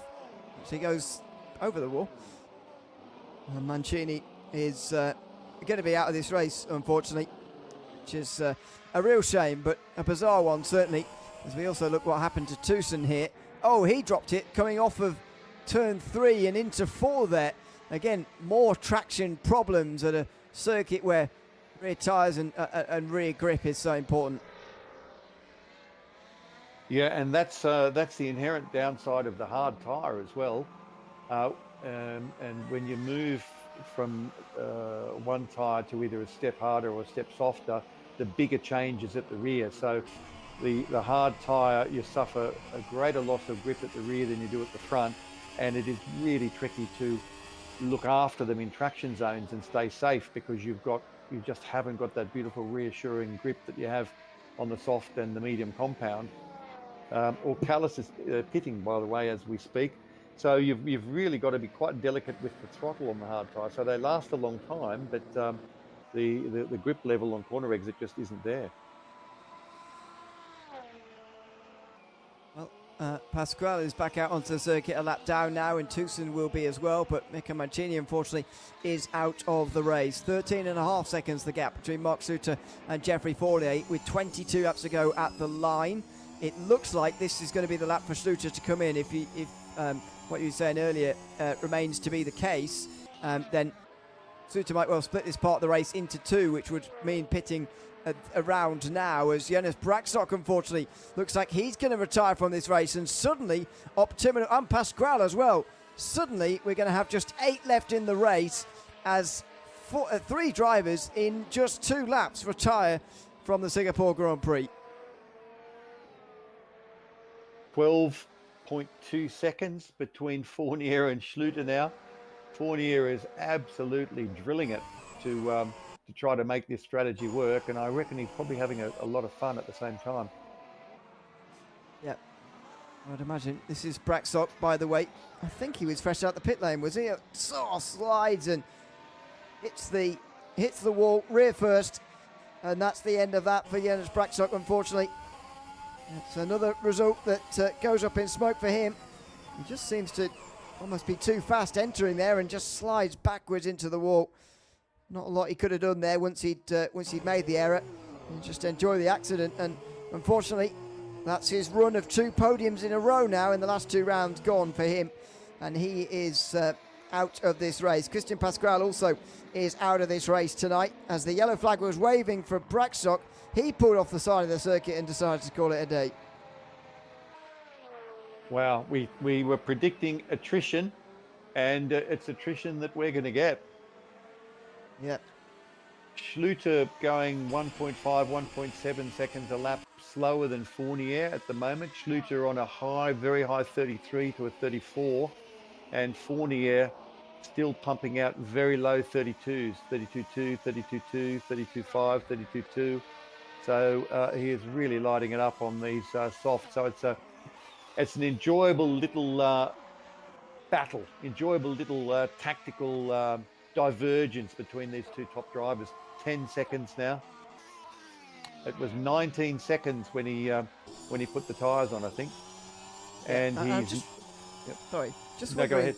what are your thoughts on sort of a target gap almost? Because maybe I look at these things almost too mathematical that, you know, he needs to be at this sort of gap at the pit stops to sort of have a chance here. But, you know, is this enough at the moment is the big question here, because as you say, that's multiple seconds Fournier has taken out, but it could still be not enough by the time that Suter's completed his strategy here.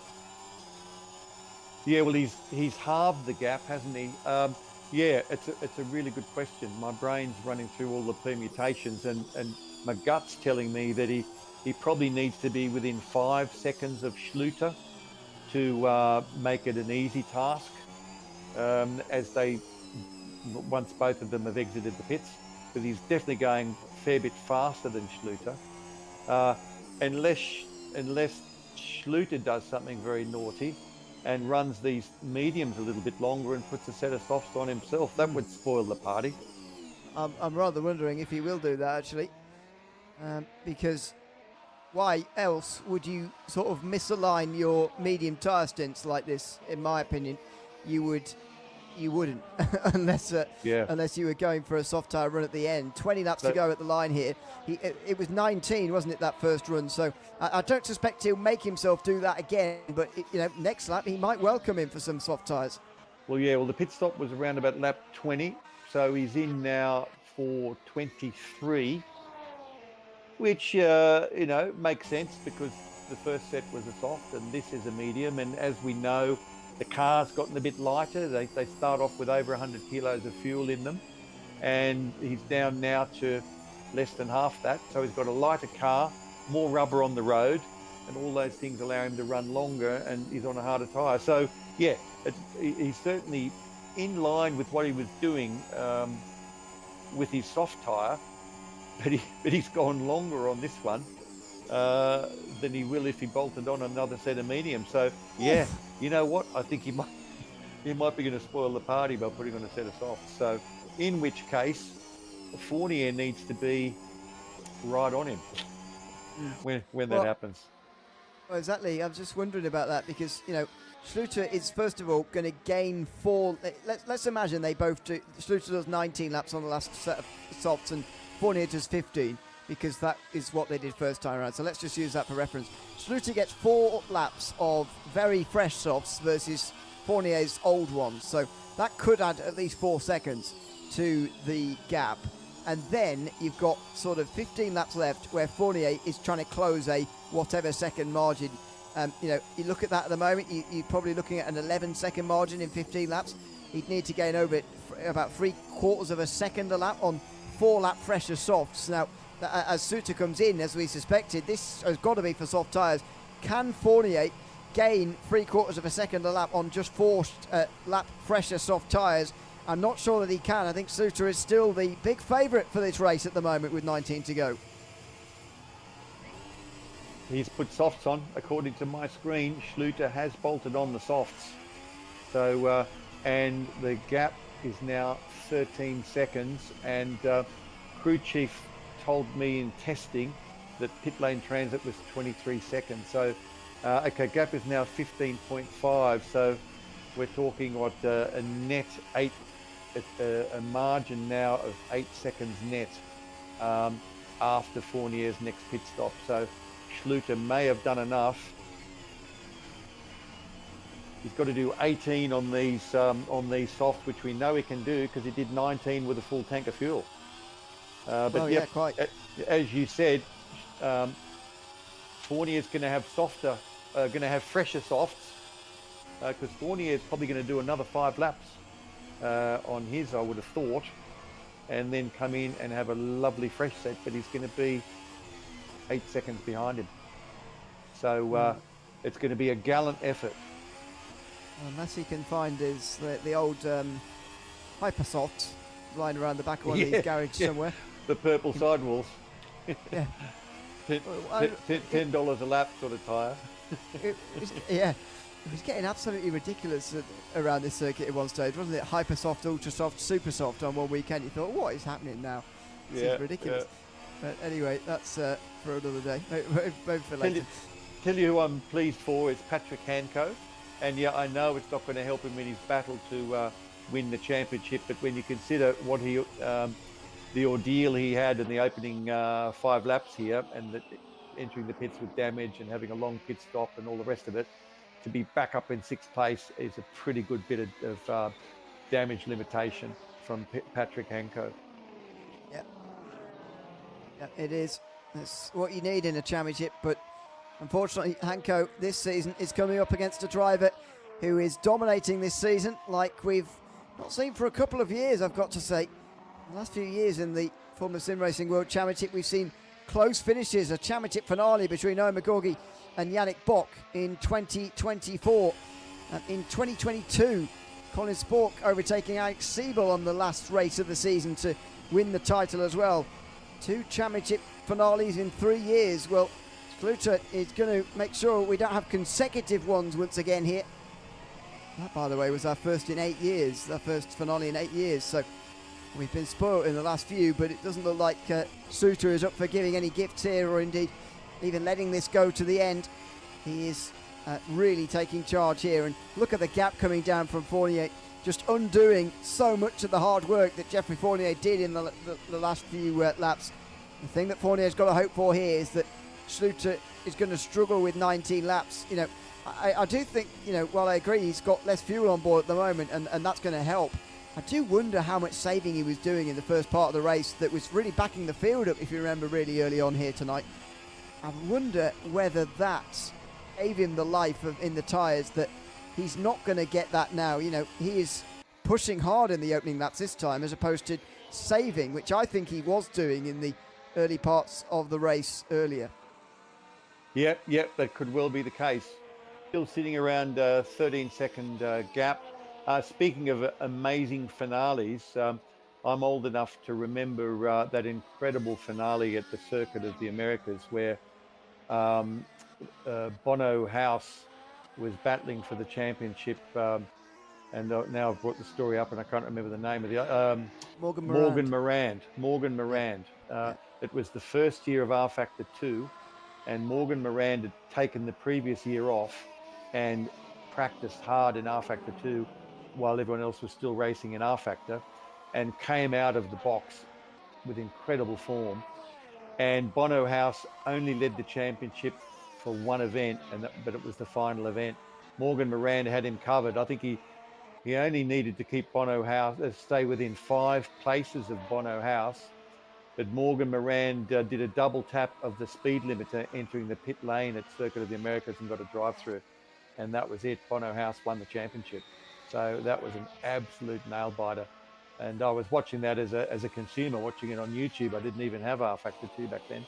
And what an incredible, dramatic conclusion to a season that was. Yeah, absolutely remarkable. One of the ones for the history books, certainly. FSR is one of those series that doesn't actually have too many championship finales. A bit like Formula 1 in real life, to be honest.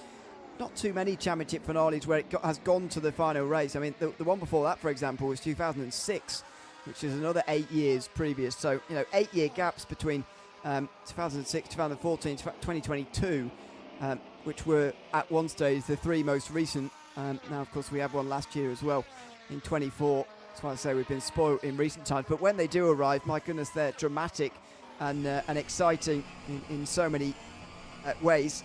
Bruno Marquez beating Roy Colby, by the way, in 2006 by just 9 points in the championship finale. Colby finishing 21st in the final race at Brazil. Lots of history in this championship all the way down through the years. As Patrick Hanco comes in again, this will be his final stop of the afternoon. He drops to 9th at the moment. And if Schluter were to go on to win this race, by the way, that would lose him 18 points, already 52 behind. You do the maths. 70 points the gap at the moment between Schluter and Hanko, who would no longer be the closest man to Schluter as Geoffrey Fournier comes into the pit lane on schedule 15 laps before the finish. So he's done an even split and bolting on some softs to go out hard on the chase. You mentioned Roy Colby. Roy Colby was very kind and granted me an interview, and I wrote the story of Roy Colby's Formula Sim racing experience, and he and Bono House are the only guys who've won championships in different simulations, because Colby won it on the original EA Sports, I think it was called F1 2002 and F1 2003 or 4, and then in rFactor 2. And so he and Bono have that honour of being the only guys who've transferred championships across between different simulation platforms. Yeah, he's a bit of a legend in my view, Roy Colby. There can't be many drivers, by the way, who have won, also second to that, who've won even races 8 different years in the World Championship. It's a lot of years. He's a legend. I think Formula Sim Racing did him a bit of a disservice, because a new version got launched. This is way back in the dark ages, where the EA Sports, they were the publishers. ISI were the people who made the game, but they came out with a new game, and mid-season they switched the simulation platform, and it cost him the championship because there were some new things to learn, and one of them was to make your brake disc survive Monza, and they hadn't figured it out, and his brake disc shattered while he was leading the race at Monza. It cost him the World Championship, and it was only later on they figured out the technique to make the brake discs last the full championship distance at Monza. So, I don't think FSR will be changing simulation platforms mid-season ever again. No. Imagine the drama that would cause these days. It's me. It's a different world. I do enjoy talking about the FSR history, though, I must admit. It's one of the great things about this league, the fact that we've been going, by the way, for those that don't know, since 2001, when, as you say, Roy Colby was around racing in that very first championship. It was Artem Lodzinski who won the title that year, though, by 54 points. Colby only joined from round 7 onwards, did the last 11 rounds in a row, and did gain a few points. Ended up in a 3-way tie for second, actually, that year in 2001. But it's been going a very, very long time, FSR, and yeah, it's great to still be here all these years later. 25th season of the Formula Sim Racing World Championship, and we're guaranteed to get a new champion here at the moment. Obviously, favourite is Mark Schluter, but I always enjoy talking about the history of the Formula Sim Racing World Championship, because it is so fascinating to look back on all the different races. You know, we have slightly shorter seasons these days. You mentioned we're on different platform, rFactor 2 these days as well, but all this history as well sort of, you know, massively ramps things up, I feel, and, you know, gives this series a character that no others, I don't think, in sim racing do, certainly not in the open wheel side of sim racing. Yep, I'm very impressed with your knowledge there, Ewan. That's quite incredible historical knowledge there. And yeah, indeed. Internet. yeah. But yeah, I mean, there is no championship that is more authentic and more prestigious in the open wheeler simulation world than the Formula Sim Racing. So yeah, we're watching some of the best people in the world ply their trade. And Geoffrey Fournier now 10 seconds behind Schluter, 12 laps to go, and going very slightly quicker than Schluter. But yeah, Schluter has spoiled the party, hasn't he, by going that little bit longer and putting on softs. And now they're on a battle on equal tyres, albeit slightly different tyre life. So Fournier's just got to hope that he's being about 5 laps fresher, he's going to be able to continue this charge. Yeah, I didn't know all that off the top of my head, by the way. I am reading the internet. So. Oh, are you? Okay. Because I studied all that. I studied all that when I did the interview with Roy Colby, right, and yeah. He was quite a legend, really, a real character. He still sim races now, but on a different sim platform. And dare I say, not to the same level anymore. Oh, I don't know. Well, probably not the best in the world anymore. No, But he did achieve that. it's a long time ago, back in the day. 9.5 seconds the gap, 12 laps to go. So that makes the equation, as I said, 3/4 of a second a lap. Although that 3/4 of a second a lap would only get him to the back of Schluter on the last lap, at which point it may be too late. You need to work on a pass around here at Singapore. So I just wonder whether, with the tyre life that we've been talking about here for Fournier over Schluter, does he have that amount of time gain per lap in him? At the moment, I'm leaning towards saying no, but you never know what can happen in one of these races over the course of 12 laps. Fournier's just got to keep plugging away at this gap, trying to close it in the next 12 laps. Well, he's going a lot quicker. He's doing pretty low 31s. He just did his fastest lap of 31.250. Schluter is doing high 32s. So maybe that's because he's got a gap. Maybe he's managing the gap and looking after things and wants to have a little bit in hand if Fournier gets on his gearbox. But certainly at the moment, Fournier is over a second quicker than him per lap, which, as you said, he needs all of. There's 11 laps left. At his current pace, he would catch him, I think, a couple of laps from the end. But as the late, great, legendary Murray Walker said so famously, catching is one thing and passing is another. It certainly is. And I think nothing truer than here at this venue as well.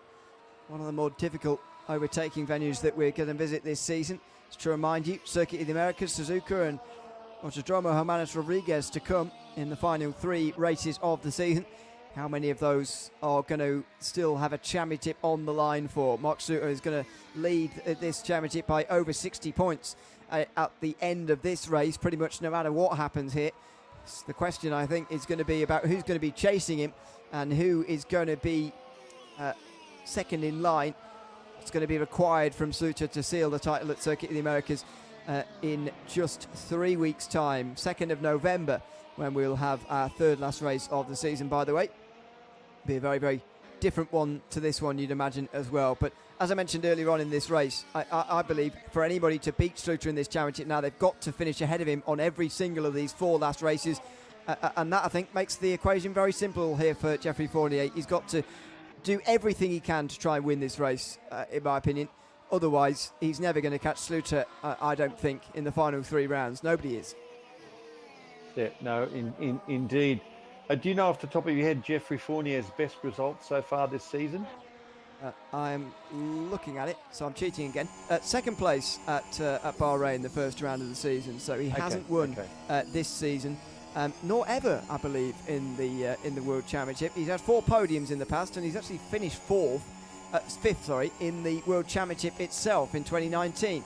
That's when he got a podium at the French Grand Prix that year, just the one. But yeah, never won in the World Championship, not this season, not ever. Okay. Looks like he's a night race specialist then, Bahrain and here. Well, yeah. If there's such a thing. Okay, you know, we talk about it so often in endurance racing that it makes a difference, but I don't know if it does. No. And well, I know that Jacques Villeneuve wasn't very good in the rain at Le Mans. At night and in the rain, his glasses were steaming up apparently. So there's something you won't be able to find quickly on the internet. So we're down to just over 6 second margin now, and about 10 laps to go. So it is it's still game on. Which of these guys is going to have to push themselves beyond 100%? And back behind them, Sander Callis has got himself into a pretty good spot for him, a podium for Sander. Did you say Sander hasn't had a podium yet? No, not this season.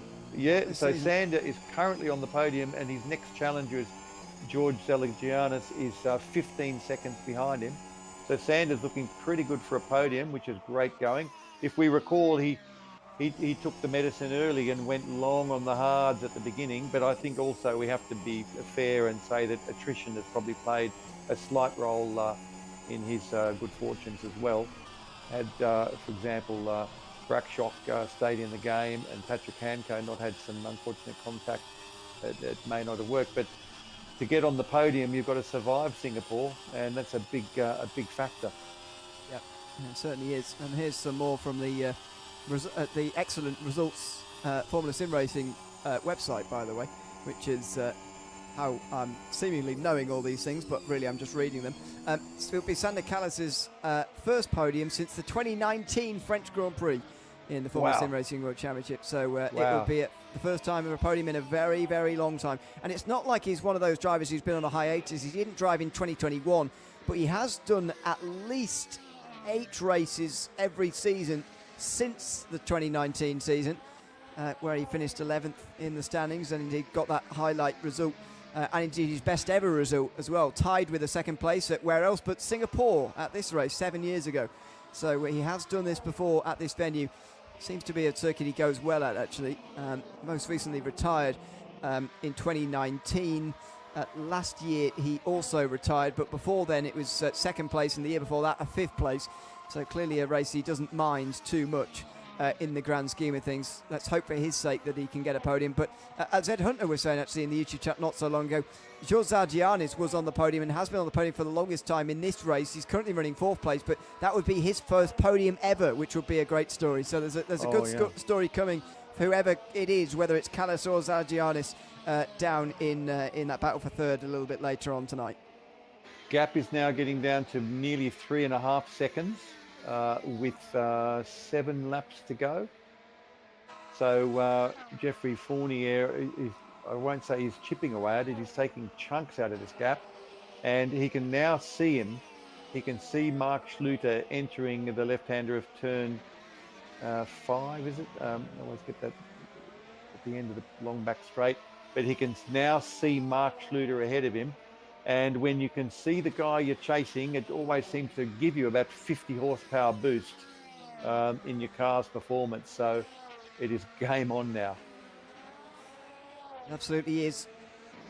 Just to run through things, if things were to end as it is right now, by the way, just to give you an idea of the advantages would give Mark Schluter in the championship.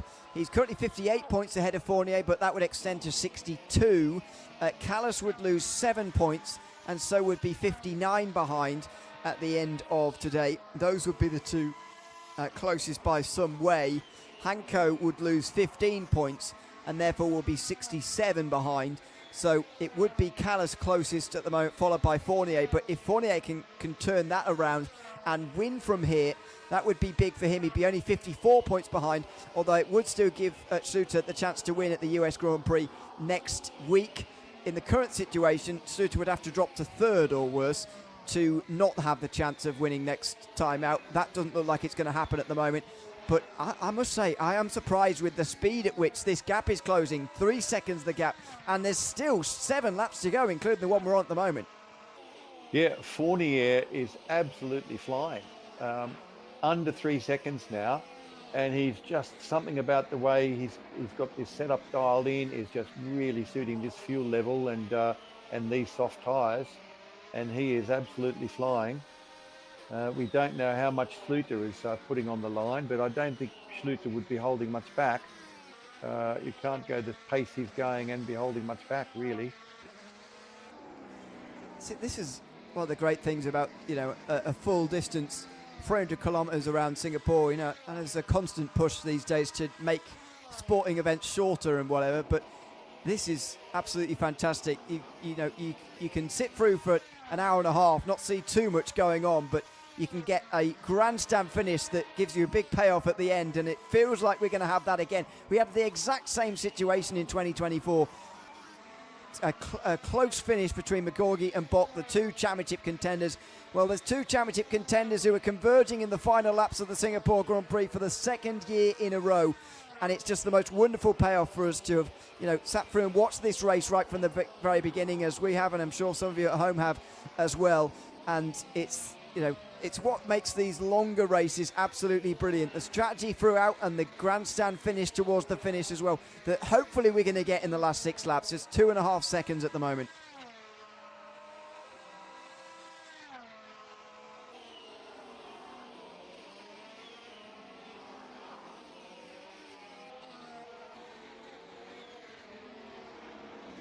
Yeah, down to 2.5, 2.2, and 5 laps left.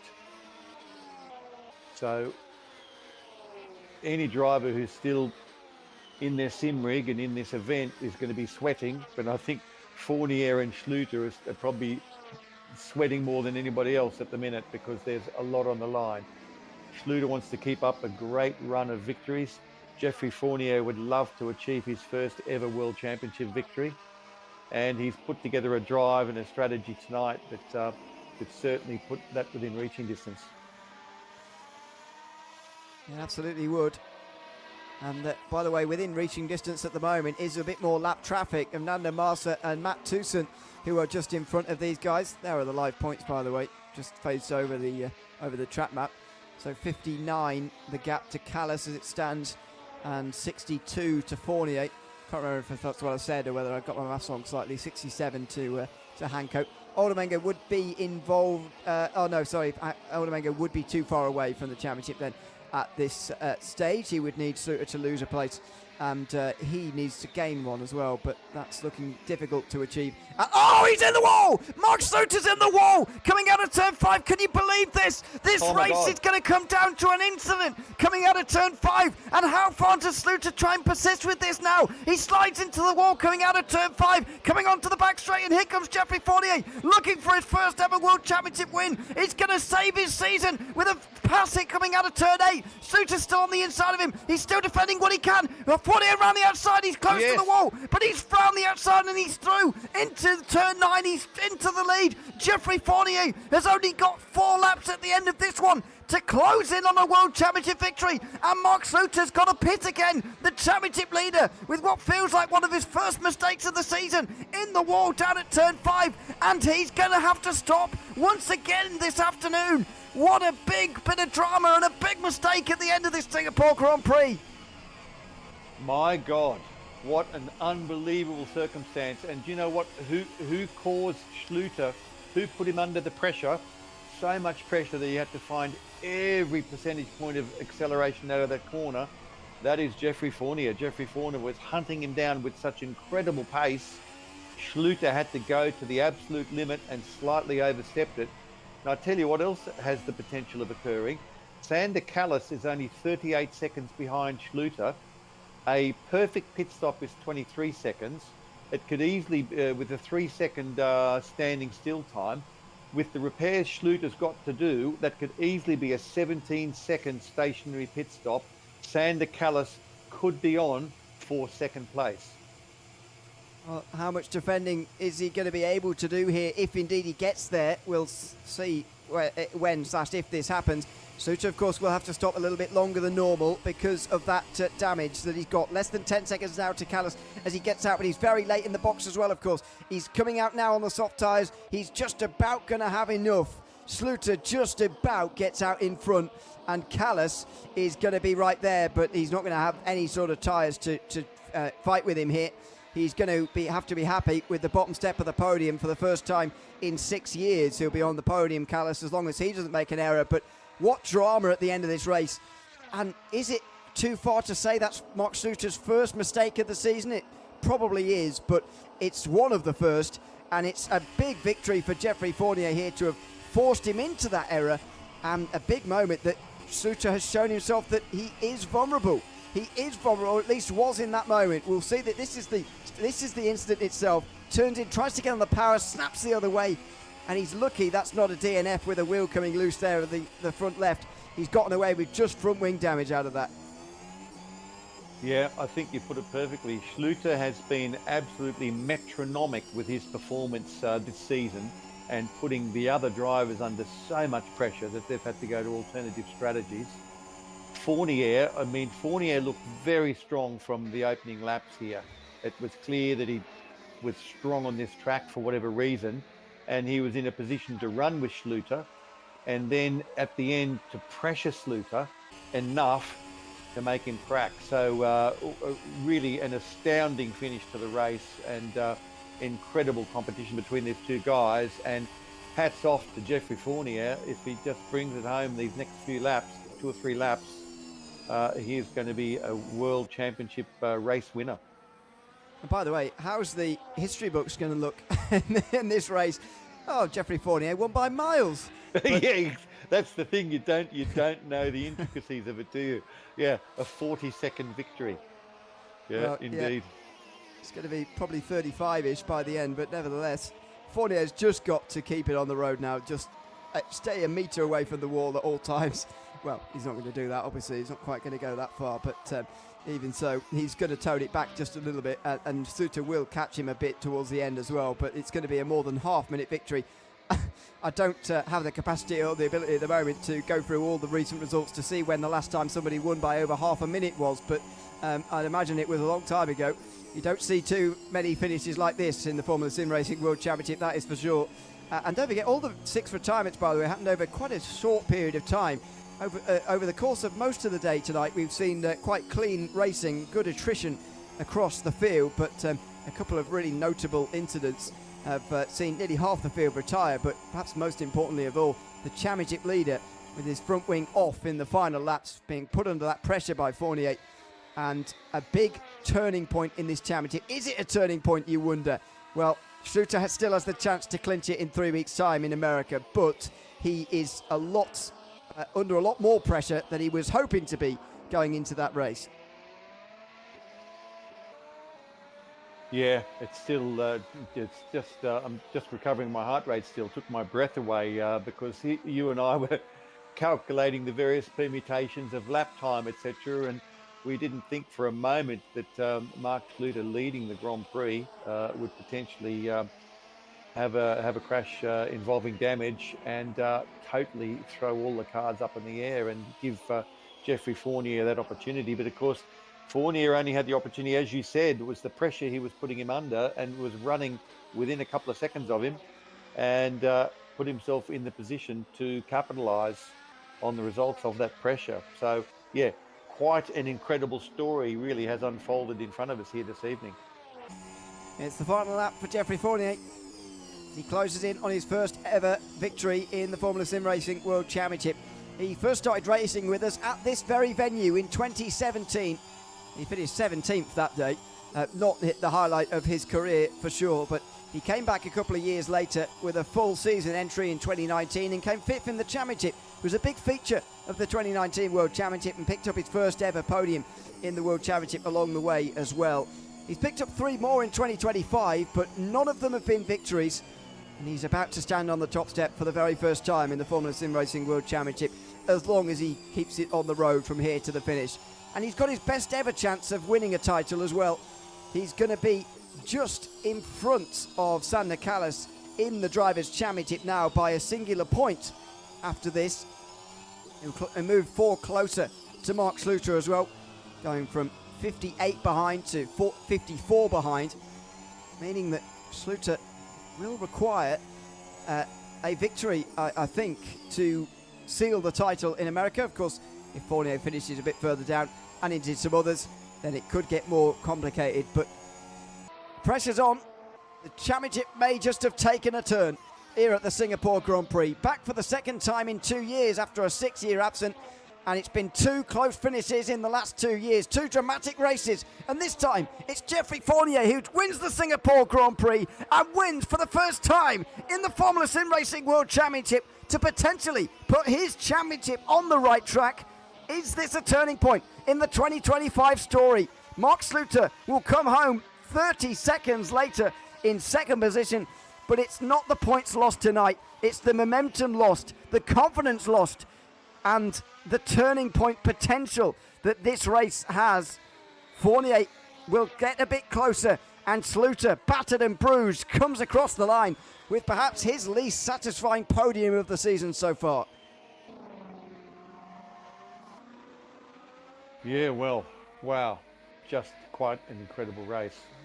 The tactical battle, the battle of pace, the divergent strategies of these 2 drivers, culminating in them being a couple of seconds apart on track with only 5 or 6 laps to go, and then the dramatic finish that we all saw. It was really very, very exciting. Callas, by the way, comes home in 3rd place. He gets his first Formula Sim Racing World Championship podium in 6 years. back in 2019 when he finished second at the French Grand Prix, where Fournier got his first podium. It's weird how these races link back to the same events all the way back in 2019. Massa comes over the line in 7th place. And by the way, I don't think I said this. I did the calculation on the team's championship. Despite a 2nd and 6th place, as it will be for Go Team in the end, they will regain the championship lead from Optiminal, who had Zooks and Braxock both retire with accident damage tonight. So Go Team will now lead the championship by 4 points. They trailed by 2 from Optiminal going into today. But there is our race winner, Geoffrey Fournier. He is a winner for the first time in the World Championship. What a fantastic race that was. What drama towards the finish as well. And how much do you think we can read into the momentum as well that will have been lost by Mark Suter today by finishing in this 2nd position at the end? Yeah, hard to say. The interviews we've had with Mark, I don't think he's a guy that's easily rattled. I mean, to dive back in the pits, get the car fixed, get back out there and do the fastest lap of the race. I think he'll look at it with a very objective mindset and go, well, I did this and I did that, and perhaps take away something from the race. I don't think he's the kind of guy that gets rattled. I don't think he's a confidence driver. I think he's more of a surgeon. Yep, I agree. Actually. It's going to be a very exciting end to the season, but not a simple run to the end. That is for sure. We'll find out what happens, of course, in the coming weeks. The 2nd of November, by the way, is when you need to come back for the US Grand Prix. We'll have Pro and World Championship racing from the Circuit of the Americas that evening. I much hope you will join us for that. Hopefully before we leave you tonight, we'll have a chat with some of our drivers. As Callas and Zargianis fly in formation. A good finish for Optiminal, for Ground Effect, today. Optiminal, in the end, only 25 points for them with Fournier's victory. 31 for the team. But 33 points for Ground Effect SimRacing team, who are comfortably 3rd place now in the team's standings. They gained the most points of any team tonight, although they will not be a factor particularly for the team's championship. They will have gained themselves some extra points there, so a good job from them to pull away further in that championship battle. Let's have a look at the race results though at the end of 62 laps here from Singapore tonight. It is a famous victory for Geoffrey Fournier, who is ahead of Mark Suter and Sander Callas on the podium. Callas' first podium in 6 years. He leads his teammate home, Zargianis, who has his best result ever in the World Championship, by the way, as well, as Ground Effect scored the most points of any team in tonight's event. Tom Oldemenger rounded out the top 5. Another under the radar but good finish for Oldemenger. That's his first top 5 since the Malaysian Grand Prix. Round number 2 of our season. Patrick Hanko came in today 2nd place in the championship, but he'll drop to 4th tonight with that result, unfortunately for him. I think, anyway. Nando Marsa and Matt Tewson were the final drivers to finish. Janis Braxock had a crash out of turn 5. Pasquale retired in turn 5 as well, as he went straight on and pulled the plug on his evening. Further down, there are 4 more retirements. Mirko Mancini, Cosmo Prosciutto, Zolt Zooks and Lucas Fishgott, all quite quickly within one another, actually. Those 6 drivers all retiring within very quick succession, but there you have it. There are the finishers from tonight's race. And David, that was dramatic. That was exciting. I mean, hard to know where to rank that in the 7 races of this season, but it's got to be up there in terms of a finish. And it's given us this situation: 54 points for Mark Suter. He has to win at the Circuit of the Americas to absolutely guarantee himself the championship, although a worse position than that could be enough, depending on where Fournier, Callas and Hanko finish as well. Nobody else is involved in the championship fight. Tom Oldemenger, even in 5th place, is now out of it. It's given us a great situation, and it's breathed new life into this championship battle, I've got to say, in 2025. Well, indeed. It turned our expectations were turned on their head, and that in itself is a fantastic thing in sport. And yeah, really a very, very dramatic end to the race. Pleasure to watch it, pleasure to commentate on it. So thanks for having me along. And I hope the viewers enjoyed the drama that unfolded through the incredible challenge that Singapore provided to these guys. Yeah, and, great payoff for everybody who watched the whole way through as well. A big thank you to all who did so. Make sure you join us again on the 2nd of November at the US Grand Prix. That will be from Circuit of the Americas, where we could have a champion. Mark Suter still leads by more than 50 points in the Formula Sim Racing World Championship for 2025, but the drama we've seen tonight may well just shift the momentum in the 2025 story. 2 weeks after that, we'll be at the Japanese Grand Prix, and 4 weeks later, the Mexican Grand Prix, which will end our season. Hopefully, we'll still have a championship fight on for you then, but come back to find out in the middle of December. As I say, big thanks to everyone who's been tuned in tonight throughout. I know that at times it was a bit quiet, but I hope that the payoff at the end was good enough, and it was an exciting finish for you all. I've been Ewan O'Leary alongside David O'Reilly in commentary, and Amir Oates behind the cameras here tonight of this broadcast. We hope to see you again on the 2nd of November at the US Grand Prix, but from all of us here from Singapore, it's goodbye for now and see you in 3 weeks' time.